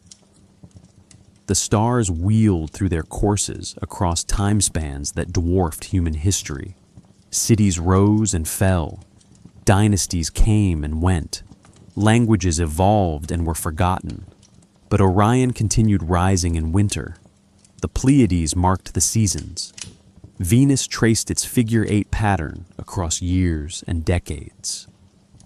The cosmos continued, patient and unhurried, while human events flickered briefly in the darkness below.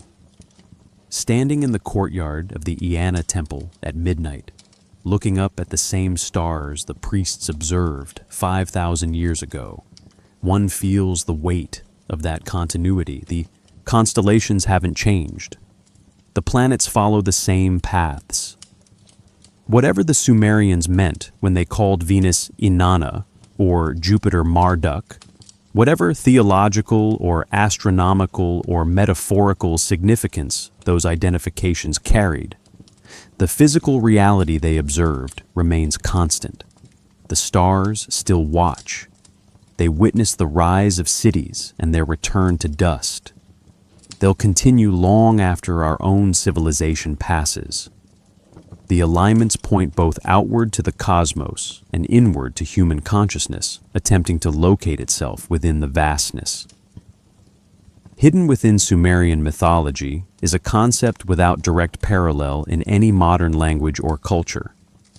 The Sumerians called them Mi, which scholars translate variously as divine decrees, cosmic ordinances, powers of civilization, or the fundamental principles that make reality function. The Mi weren't abstract philosophical concepts. They were treated as tangible objects that could be possessed, stolen, transferred, or lost. Without the appropriate Mi, certain activities or institutions simply couldn't exist. A city without the Mi of kingship couldn't have a legitimate ruler. A temple without the Mi of priesthood couldn't perform valid rituals. The Mi were, in some sense, the operating instructions for civilization itself. The most complete list appears in the myth Inanna and Enki, where Inanna visits Enki in his temple at Eridu. Enki, celebrating the visit with beer, becomes increasingly intoxicated. In his inebriated generosity, he begins gifting me to Inanna. The text lists over 100 of them. Some are clearly social institutions. Lordship, kingship, priesthood, the crown, the throne. Others are technologies or crafts, metalworking, leatherworking, writing, the musical instrument. Still others are more abstract. Truth, falsehood, art, sexual intercourse, prostitution, wisdom, understanding, fear, terror, the weary arm, the kindling of strife. The list is bewildering in its inclusiveness and specificity. It mixes what we'd categorize as political structures, technologies, emotions, moral qualities, and social practices into a single ontological category. Yet the Mesopotamians apparently saw these as fundamentally similar. All were Me, all were necessary components of civilized existence. All originated with the gods and could be transferred to humanity or withdrawn. After gifting the Me to Inanna, Enki sobers up and realizes what he's done. He sends his servant to retrieve them, but Inanna has already fled in her boat, the boat of heaven, loaded with the Me. A chase ensues through various waterways. Enki sends demons to stop her. Each time, Inanna's servant, Ninshubur, fights them off. Eventually, Inanna reaches Uruk with the Mi intact, establishing her city as a center of civilization, possessing divine sanction and all the necessary cultural components for urban life. The narrative suggests several interpretations. On one level, it's political theology, explaining why Uruk held preeminence among Sumerian cities. Inanna's acquisition of the Mi legitimized Uruk's cultural achievements.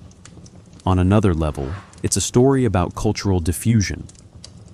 Perhaps it preserves memory of actual transfer of technologies and social practices from Eridu, the oldest Sumerian city, to Uruk, which eclipsed it during the Uruk period.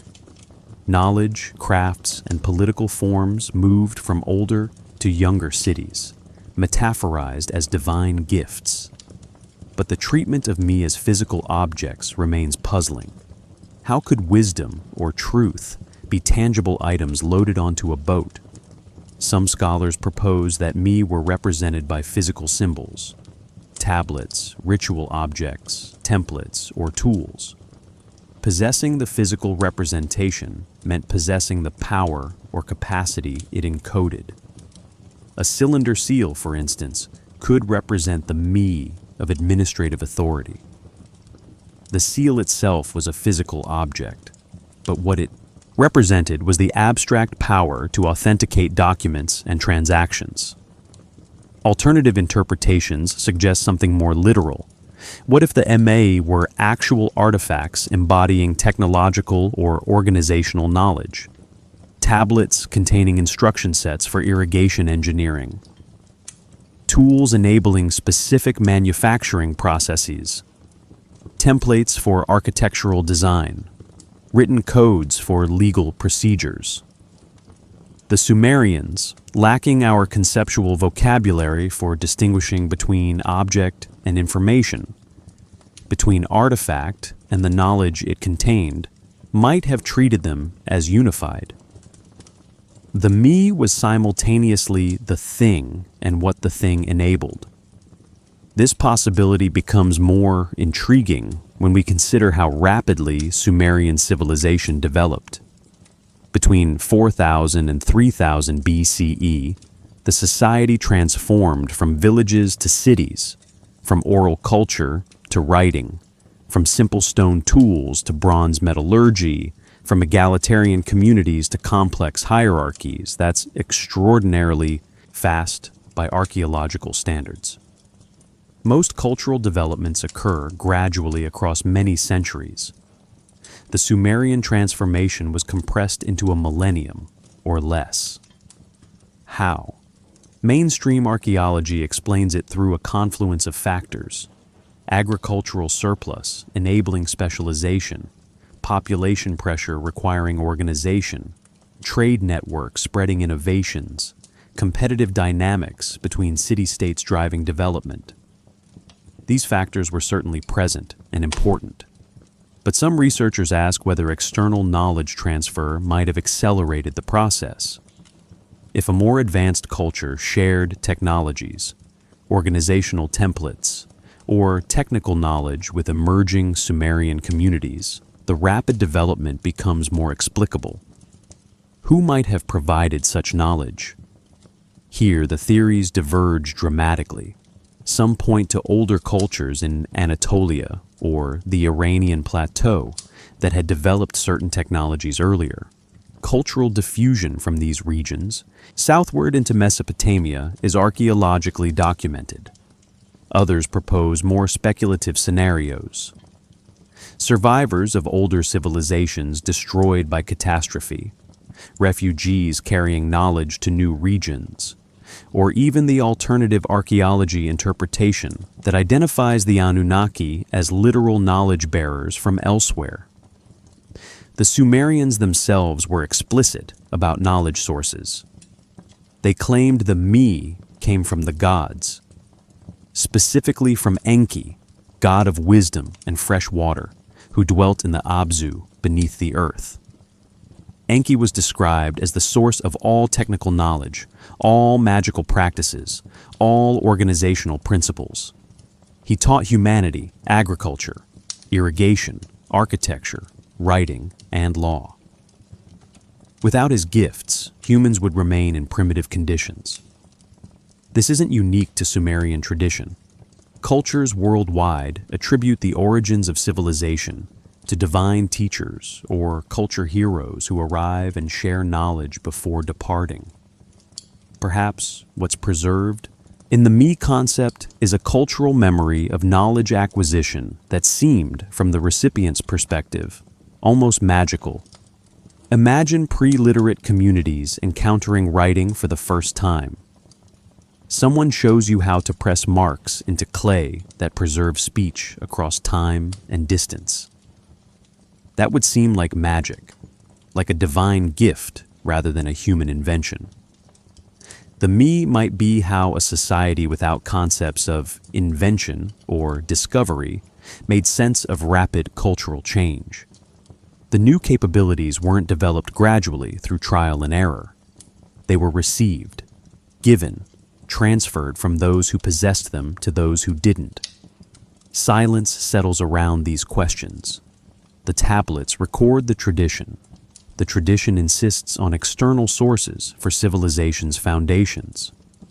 Modern scholarship largely interprets this as mythology, encoding natural cultural processes. Alternative researchers ask whether something more literal might be preserved. The debate continues, patient and unresolved. What's undeniable is that the Sumerians themselves believed their civilization depended on maintaining proper relationship with the me. Lose the me, and the institutions they supported would collapse.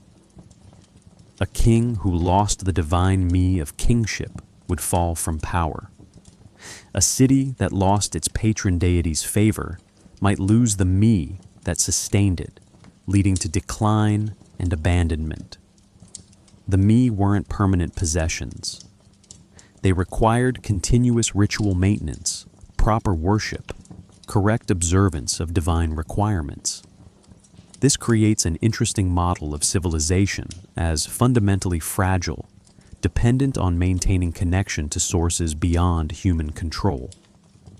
Not confidence in human progress or faith in accumulated knowledge, but awareness that civilization's foundations could be withdrawn, that collapse back into chaos was always possible, that the me had to be renewed and reaffirmed through each generation's ritual action. Standing in the ruins of Eridu, where Enki's temple once stood above the underground waters, one can almost feel the weight of what's been lost. If the me were real objects, where are they now? Dissolved into dust like the mud brick temples, carried away as loot by conquering armies, hidden in locations not yet discovered? Or were they never physical at all, but conceptual frameworks that died when the culture that sustained them vanished? The mystery of the me remains unsolved. Rising from the ruins of Babylon, approximately 80 kilometers south of modern Baghdad, are the fragmentary remains of what the Babylonians called Anunnaki, foundation of heaven and earth. This was the great ziggurat of Babylon, the temple tower dedicated to Marduk, which dominated the city's skyline from approximately 2000 BCE until its gradual destruction in the centuries following Alexander the Great's conquest in 331 BCE. At its peak, the structure stood roughly 91 meters tall, with a square base measuring 91 by 91 meters.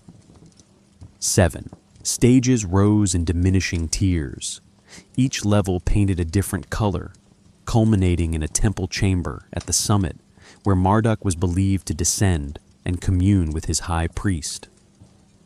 The tower is significant not just archaeologically, but for its possible connection to one of the Bible's most famous narratives. Genesis 11 describes humanity speaking a single language and deciding to build a city and a tower with its top in the heavens. God, disturbed by this ambitious project, confuses their language so they can no longer understand each other, then scatters them across the earth. The story is typically called the Tower of Babel, though Genesis doesn't use that specific phrase. The word Babel is the Hebrew rendering of Babylon. For centuries, scholars have debated whether the biblical narrative preserves distorted memory of an actual Mesopotamian tower project. Anunnaki is the most obvious candidate. The structure's immense scale, its religious significance, its central location in one of the ancient world's most important cities, all support the identification. But Anunnaki wasn't the only ziggurat. Dozens existed across Mesopotamia. Ur's ziggurat, partially reconstructed in the 1980s, still stands roughly 20 meters high. The original rose perhaps 30 meters, with 3 stages and a summit temple. Every major Sumerian and Babylonian city had one. Artificial mountains rising from the flat alluvial plain, staircases between earth and heaven. Perhaps what's preserved in the Babel tradition isn't a single construction project, but the entire phenomenon of ziggurat building, compressed into one narrative and freighted with theological interpretation about divine displeasure at human ambition. Or perhaps a specific ziggurat collapse or abandonment during construction created a memorable event that later generations mythologized. Some ziggurats show evidence of interrupted construction. Foundation stages completed, but upper levels never built, suggesting projects halted by political upheaval, economic collapse, or warfare. Interestingly, there's an older Sumerian text that describes linguistic confusion in ways that parallel the Genesis account. The Enmerkar and the Lord of Arada, dating to the late 3rd millennium BCE, describes a time when the whole universe, the people in unison, to Enlil in one tongue, gave praise. The text then mentions Enki, god of wisdom, changing the speech of mankind, introducing multiple languages where previously there had been one. The context is different from Genesis. There's no tower, no divine punishment, but the core motif of linguistic unity, followed by divinely imposed multiplicity, is present in Mesopotamian tradition, 1,000 years before the biblical text was composed. Why would gods object to linguistic unity? The Genesis narrative suggests hubris, humans becoming too powerful, too unified, too capable of achieving whatever they imagine. The ziggurat is presented as symbol of improper ambition, of attempting to reach heaven through human effort rather than divine invitation. But what if the tradition preserves memory of actual communication breakdown? Large-scale construction projects require coordinated labor from diverse populations. Akkad, Babylon, and other imperial centers brought together workers speaking different Sumerian dialects, Akkadian variants, and languages from conquered territories. Miscommunication would have been a genuine logistical problem. Perhaps a project failure due to coordination difficulties was mythologized as divine intervention. Herodotus, visiting Babylon around 450 BCE, described Anunnaki in his histories. He reported 8 stages. Sources vary on whether there were 7 or 8, with a spiral ramp ascending around the exterior and rest stations at intervals for workers climbing to the summit. His description matches archaeological evidence from the foundation remains and from cuneiform texts detailing the ziggurats, dimensions, and construction. Herodotus also mentioned the summit temple, which he said contained a golden couch and table, but no cult statue. The god was believed to visit this chamber at specific times, and a priestess would spend the night there awaiting divine presence. Later destruction was systematic. Xerxes, the Persian king, reportedly damaged the ziggurat around 470 BCE during a campaign against Babylonian rebellion. Alexander the Great planned to rebuild it and ordered the rubble cleared, but died before reconstruction could begin. His successors focused on new Greek-style cities rather than maintaining traditional Mesopotamian structures. By the time of the Roman period, Anunnaki was a ruin. Medieval travelers described a massive mound of eroded mud brick, which local Arabs called Babil. The name survived even as memory of what the structure had been faded into legend. Modern excavations by German archaeologist Robert Koldewey between 1899 and 1917 uncovered Anunnakis foundations and established its dimensions through cuneiform tablets that described the construction specifications. The tablets, dating to the Neo-Babylonian period under Nebuchadnezzar II, circa 605 to 562 BCE, provided measurements for each stage, the thickness of walls, the positioning of staircases, and even the quantities of baked bricks required. This allowed reconstruction of the ziggurat's original appearance with reasonable confidence. But perhaps the most intriguing aspect of the tower traditions isn't the structures themselves, but what they reveal about ancient attitudes toward vertical building. Ziggurats weren't defensive fortifications or residential buildings.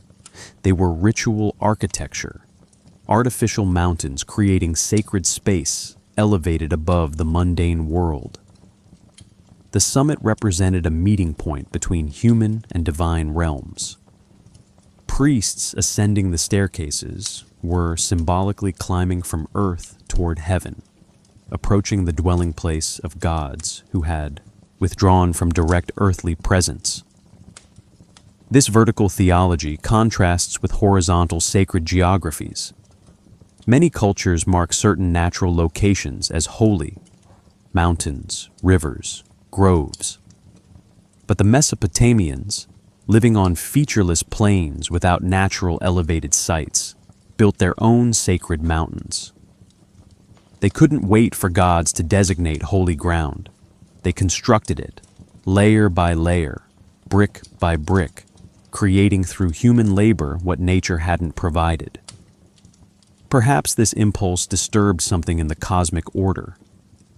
Perhaps there were rules about how much vertical height humans should occupy, about maintaining proper boundaries between terrestrial and celestial realms.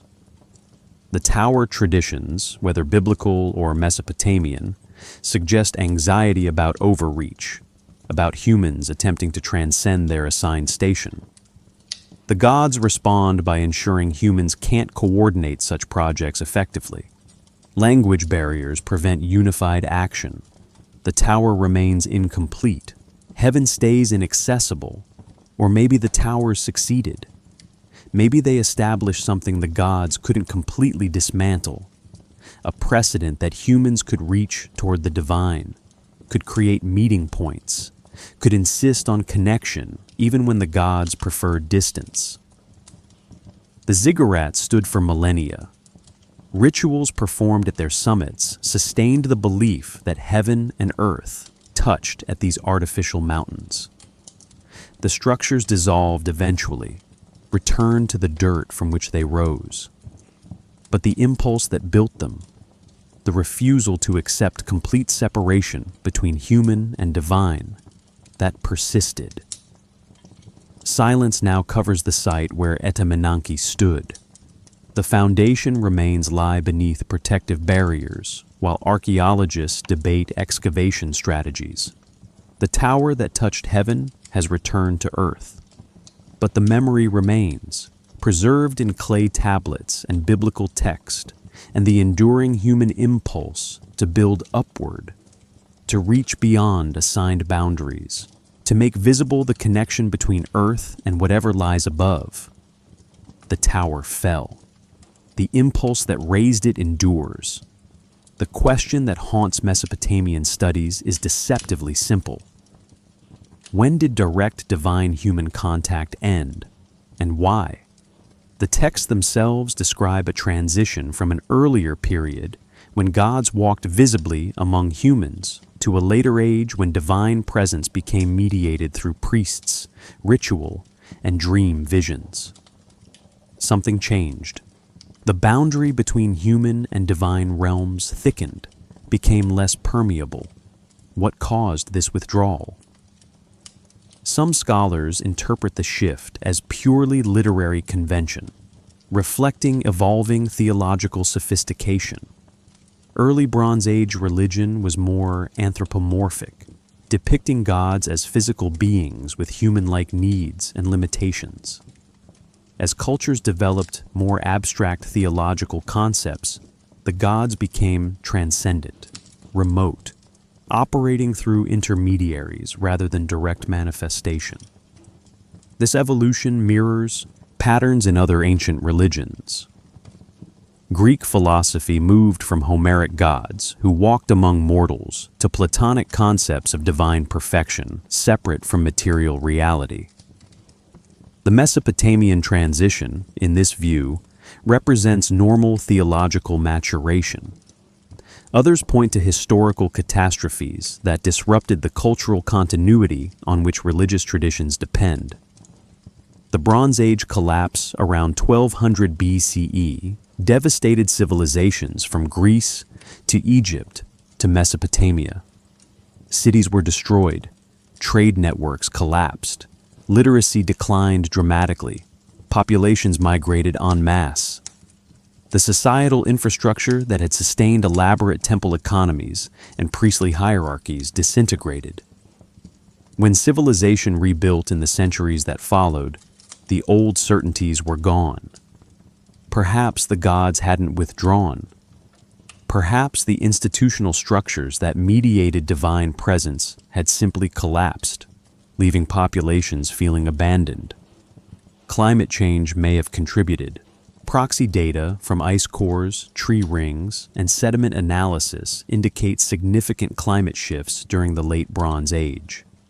Drought conditions affected the eastern Mediterranean and Near East for decades. Rivers diminished. Agricultural yields declined.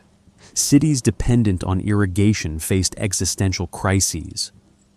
When prayers for rain went unanswered, when offerings brought no relief, when the cosmic order that supposedly guaranteed agricultural fertility failed to function.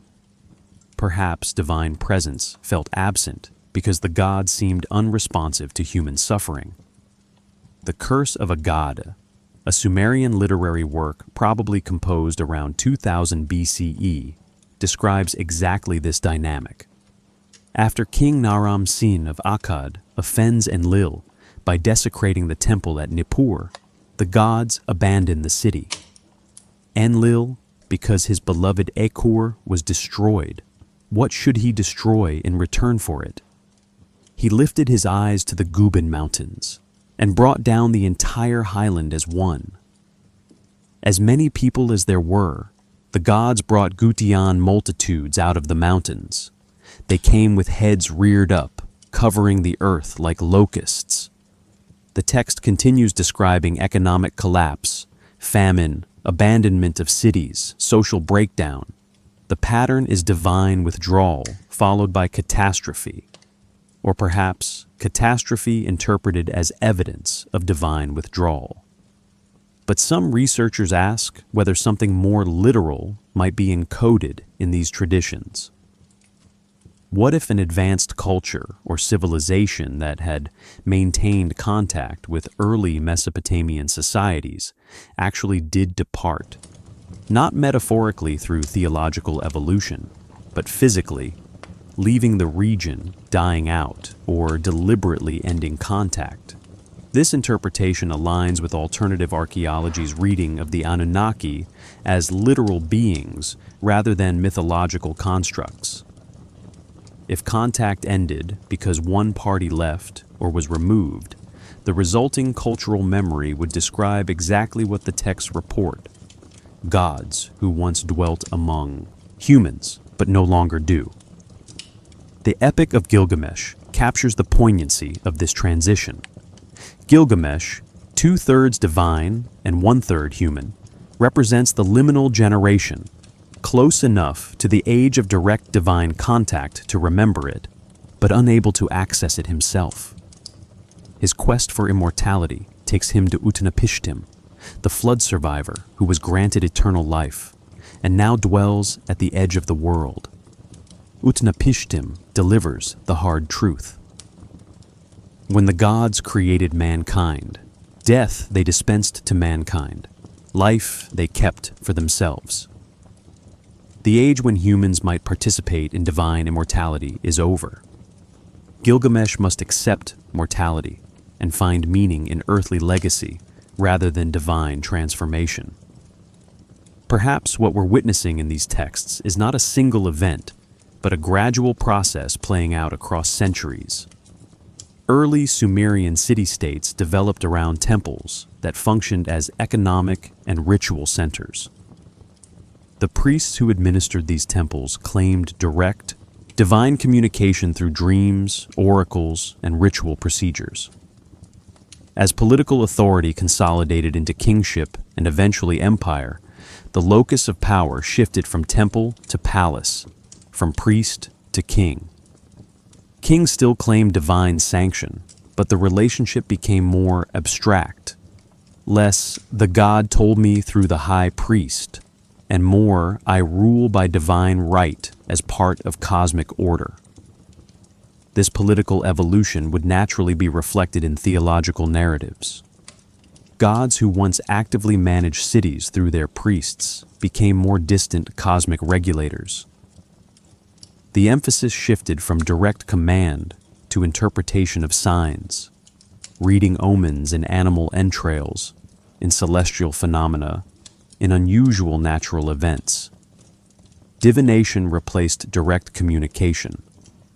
The gods still influenced reality, but humans had to develop sophisticated hermeneutic systems to decode divine intention from observable phenomena. Cross-cultural patterns offer intriguing parallels. Hindu traditions describes a succession of ages, the yugas, progressing from an original golden age of direct divine human contact toward increasingly degraded periods of reduced divine presence. Greek mythology preserves similar motifs. The age when Olympian gods fathered children, with humans giving way to ages of heroes, and finally to the age of ordinary mortals. Mesoamerican traditions describe multiple creations and destructions, with each cycle representing diminished contact between human and divine realms. Whether these similarities reflect universal human psychological patterns or preserve actual historical memory remains debated. What's striking about the Mesopotamian accounts is their lack of nostalgia. Unlike some traditions that romanticize the Golden Age, Sumerian and Babylonian texts are ambivalent about the period of direct divine contact. Yes, the gods provided knowledge and order, but they also enslaved lesser deities, created humans as laborers, attempted genocide through flood, fought wars that devastated the earth. The age of the Anunnaki was powerful, but not necessarily benevolent. When the gods withdrew, humanity gained autonomy, freedom from direct divine management, but also responsibility for self-governance. Perhaps the silence of the gods was gift as much as loss. Perhaps what we call civilization is actually what humans built in divine absence. The technologies, laws, arts, and philosophies developed when we could no longer rely on cosmic teachers. The me, those mysterious divine principles, might have been internalized, no longer external gifts requiring ritual maintenance, but capacities that became intrinsic to human culture. We may never know what historical realities these traditions encode, The texts preserve memory, but memory transforms with each retelling. Archaeological evidence reveals economic patterns, population movements, climate shifts, technological developments. But it can't capture the subjective experience of people who felt abandoned by gods their ancestors claimed to have encountered directly. That experience, whether rooted in literal events or cultural psychology, shaped how Mesopotamian civilizations understood themselves and their relationship to cosmic order. The gods departed, or humans imagined they had. Either way, the world changed. The tablets recording that change survived, pressed into clay that outlasted bronze and empire, and the languages in which they were written. In 1976, author Zecharia Sitchin published The 12th Planet, proposing an interpretation of Sumerian texts that would captivate millions while generating fierce criticism from academic Assyriologists. Sitchin argued that the Anunnaki were not mythological deities, but extraterrestrial beings who came to Earth approximately 450,000 years ago from a planet called Nibiru. According to his reading, these beings genetically engineered Homo sapiens by combining their own DNA with that of Homo erectus, creating a worker species to mine gold needed for their home planet's atmospheric problems. The flood, the divine conflicts, the advanced technologies described in texts, all were literal, historical events involving technologically superior beings whose activities were later mythologized. Sitchin's interpretation rests heavily on his translation of specific Sumerian terms. He translated Anunnaki as those who from heaven to earth came, emphasizing the directional component. He identified Nibiru as a planet with an elongated orbit that brings it into the inner solar system every 3,600 years. He interpreted cylinder seal imagery, particularly seal VA 243 from the Berlin Museum, as depicting a solar system with additional planets not visible to naked eye observation, suggesting advanced astronomical knowledge. His work spawned an entire genre of alternative archaeology books, documentaries, and theories that continue influencing popular understanding of ancient Mesopotamia.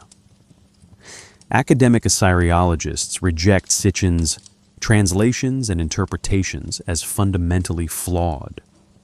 They point out that his knowledge of Sumerian and Akkadian languages, while self-taught and impressive for an amateur, contained significant errors.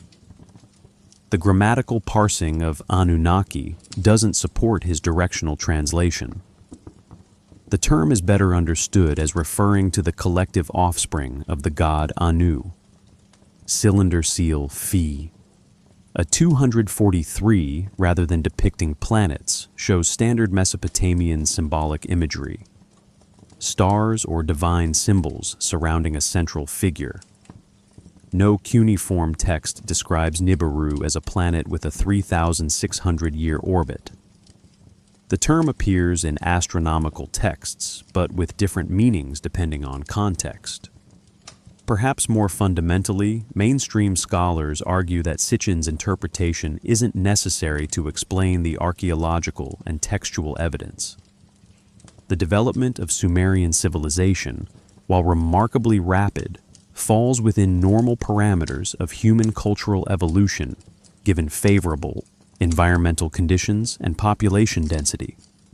The technologies described in texts, metallurgy, irrigation, architecture, writing, all have clear developmental sequences visible in the archaeological record. There's no need to invoke external intervention to explain what humans demonstrably accomplished through innovation and accumulated knowledge. Yet the appeal of Sitchin's interpretation persists, and perhaps that persistence itself is worth examining. What need does the ancient astronaut hypothesis fulfill? For some, it provides answers to genuine mysteries. The rapid development of civilization, the sophisticated astronomical knowledge, the architectural achievements, the consistent cross-cultural traditions of sky beings bringing knowledge. For others, it reflects a certain modern anxiety about human capabilities, a sense that ancient peoples couldn't possibly have achieved what they did without external help. This latter impulse, scholars note, ironically diminishes the actual achievements of ancient cultures by attributing them to alien intervention rather than human ingenuity. A more measured alternative perspective comes from researchers who suggest that while the Anunnaki weren't extraterrestrials, they might represent memories of an earlier advanced human culture, now lost to history. Graham Hancock and others propose that the Younger Dryas impact hypothesis, a theory that cometary impacts around 12,800 years ago caused rapid climate change and megafaunal extinctions, might have also destroyed advanced civilizations that had developed during the previous interglacial period. Survivors of this catastrophe, carrying remnants of astronomical knowledge, architectural techniques, and agricultural expertise, might have traveled to regions like Mesopotamia and Egypt, sharing knowledge with local populations. The gods would then be human teachers from a lost civilization, rather than mythological constructs or extraterrestrials. This hypothesis faces its own challenges. Where is the archaeological evidence of this pre-Younger Dryas advanced civilization? No sites clearly demonstrating Bronze Age level technology have been found in strata dating before 10,000 BCE. Proponents argue that sea level rise of approximately 120 meters since the last glacial maximum would have submerged coastal sites where such civilizations might have flourished. Underwater archaeology in shallow continental shelves has indeed revealed surprising finds. Submerged structures, worked stones, possible megalithic sites. But dating and interpretation remain contentious. Orthodox archaeology maintains that the evidence supports a gradualist model. Humans developed agriculture, pottery, metallurgy, writing, and urban organization through slow accumulation of innovations across millennia. Population growth created pressure for organizational complexity. Trade networks spread technological knowledge. Competition between communities drove refinement of techniques and social structures. No external catalyst was necessary. Given time and favorable conditions, human cultures naturally develop increasing sophistication. Perhaps the debate itself reveals something important about how we approach ancient mysteries. We can analyze the question through purely materialist archaeology, examining tool typologies and settlement patterns and subsistence strategies. Or we can take the texts at their word, attempting to understand what the Mesopotamians themselves believed about their origins, even if those beliefs seem incredible to modern sensibilities. Or we can seek middle ground, acknowledging that mythology often encodes historical memories while recognizing that metaphor and literal description can be difficult to disentangle after millennia. The value may not lie in settling the debate, but in maintaining it. The questions keep us engaged with the evidence, force us to re-examine assumptions, prevent premature closure on interpretations that might be incomplete. When we admit we don't fully understand what the Sumerians meant when they described the Anunnaki descending from heaven, when we acknowledge the genuine puzzles in the archaeological record, when we resist both credulous acceptance of fantastic claims and dismissive rejection of anomalous evidence, we create space for better questions. What if the Anunnaki were gods in the theological sense, metaphors for natural forces personified? What if they were distant memories of actual historical figures whose achievements seemed godlike to later generations? What if they were, as Sitchin suggested, literal visitors from elsewhere? What if they were something we don't yet have categories to describe, something that doesn't fit our dichotomy between natural and supernatural, between myth and history? The texts survive. The cylinder seals remain. The ruins of ziggurats still rise from the Mesopotamian plain. And the mystery, rather than being a problem to solve, might be invitation to wonder, to sit with uncertainty, to acknowledge how much about the ancient world we've forgotten or never knew. Perhaps that uncertainty is precisely what these old stories were meant to preserve. Not answers, but questions that each generation must ask anew. The transmission of Sumerian knowledge to later cultures happened in layers, each preserving something while transforming it. When the Akkadian Empire conquered the Sumerian city-states around 2300 BCE, Akkadian rulers didn't erase Sumerian culture, they absorbed it. Sargon of Akkad and his descendants maintained Sumerian temples, sponsored Sumerian literary works, and ensured that scribes continued copying the ancient texts. The Akkadian language, a Semitic tongue fundamentally different from Sumerian's isolated linguistic structure, became the medium through which Sumerian myths were preserved for the next 2 millennia. Bilingual tablets with Sumerian on one side and Akkadian translation on the other served as dictionaries for later generations. The libraries of Babylon and Nineveh held Akkadian versions of Sumerian creation epics, flood narratives, and divine genealogies. When the Babylonians rose to prominence around 1900 BCE, they inherited this composite tradition. Hammurabi, famous for his law code, claimed legitimacy through the same divine appointment that Sumerian kings had asserted.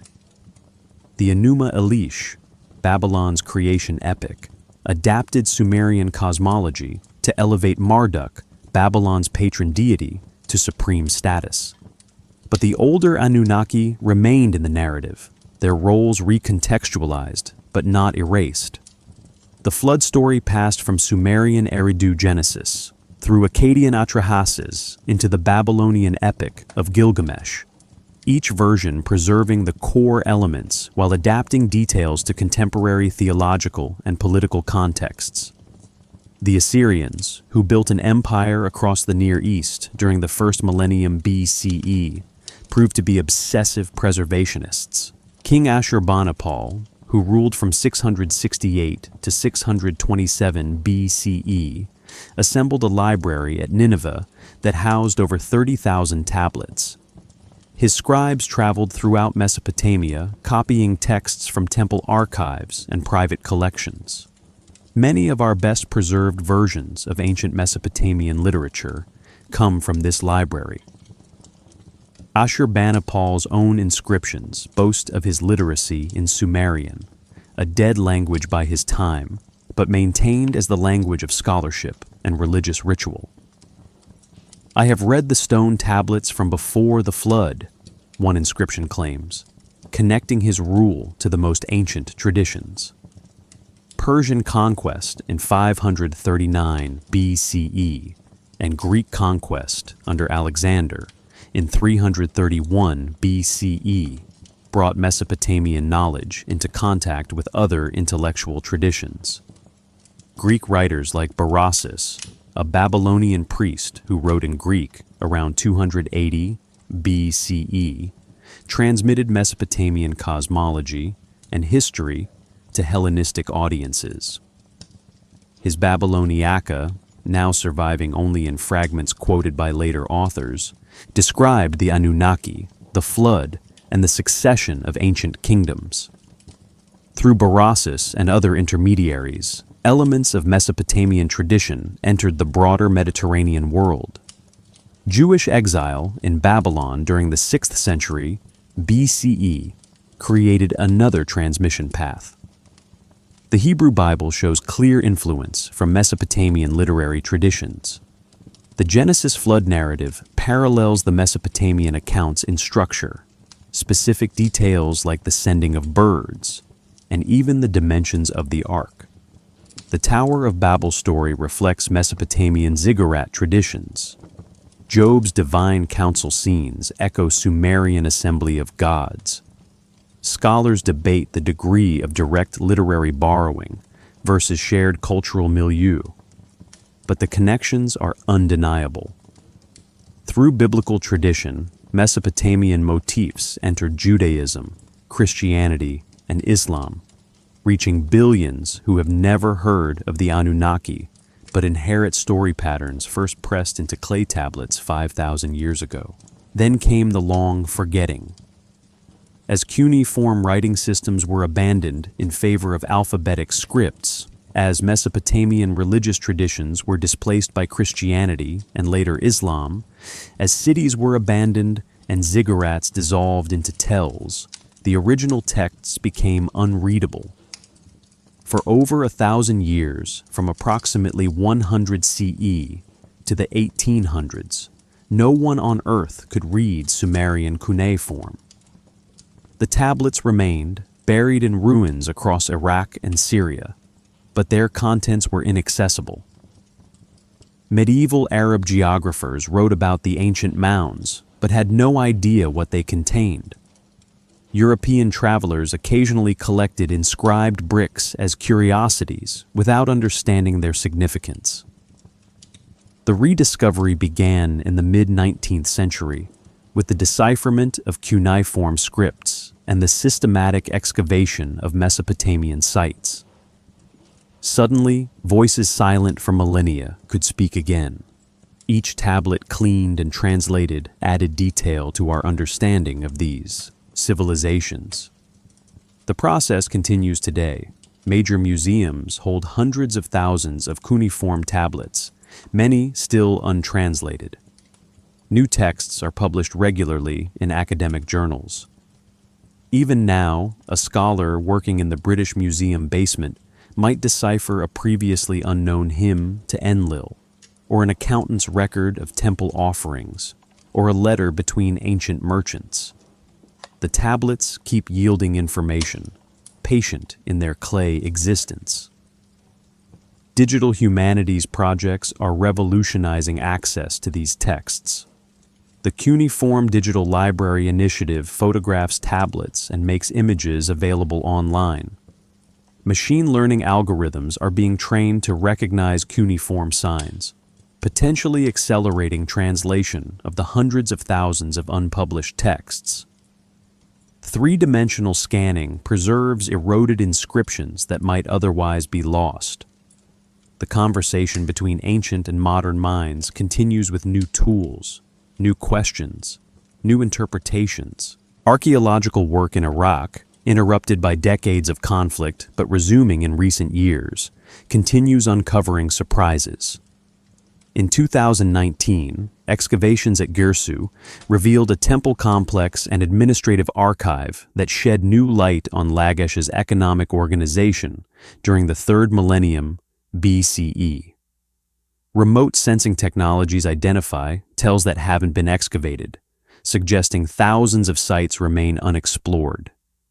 Each site potentially holds libraries, inscriptions, artifacts that could reframe our understanding of Mesopotamian civilization and the Anunnaki traditions it preserved. The legacy extends beyond academic study. The stories continue shaping how we imagine first contact between civilizations, how we structure narratives about gods and humans, how we think about cosmic order and chaos. Science fiction draws on ancient astronaut interpretations of the Anunnaki. Fantasy literature adapts Mesopotamian deities into new cosmologies. Popular culture references Gilgamesh, Inanna, Enlil without always knowing the sources. The clay tablets speak not just to scholars, but to anyone wondering about human origins, seeking connections to deep time, asking what came before. Even now, the stars that marked seasons for Sumerian priests continue their ancient patterns. Venus still appears as morning and evening star. The moon still waxes and wanes through its monthly cycle. The winter solstice sun still rises at the same point on the horizon that temple architects calculated 5,000 years ago. The cosmos remains constant while human civilizations rise, flourish, forget, and rediscover. Perhaps we are the continuation of what began in those first cities between the rivers. The questions the Sumerians asked about divine nature, cosmic order, human purpose, the relationship between mortality and meaning, we still ask them. The answers they proposed, whether we interpret them as mythology or memory, as poetry or history, still resonate because they address something fundamental about the human condition. We want to know where we came from. We want to understand our place in the cosmos. We want to believe that consciousness matters beyond individual lifespans. The tablets survive because clay endures what papyrus and flesh cannot. But the ideas survive because humans keep asking the questions that called those ideas into being. The legacy isn't finished. It continues in anyone who reads the texts, who visits the ruins, who looks at cylinder seals in museum cases and wonders what the ancient artists meant to convey. It continues in you, listening now, participating in the long transmission of memory from clay to voice to mind. The Anunnaki, whatever they were, have become part of how we think about ourselves. And perhaps that was always the function of mythology. Not to record fact, but to provide frameworks through which we understand experience, to give shape to wonder, to preserve questions worth asking across the vast spans of time. Return. Now to the room where you're listening. Feel the surface beneath you, supporting your weight completely.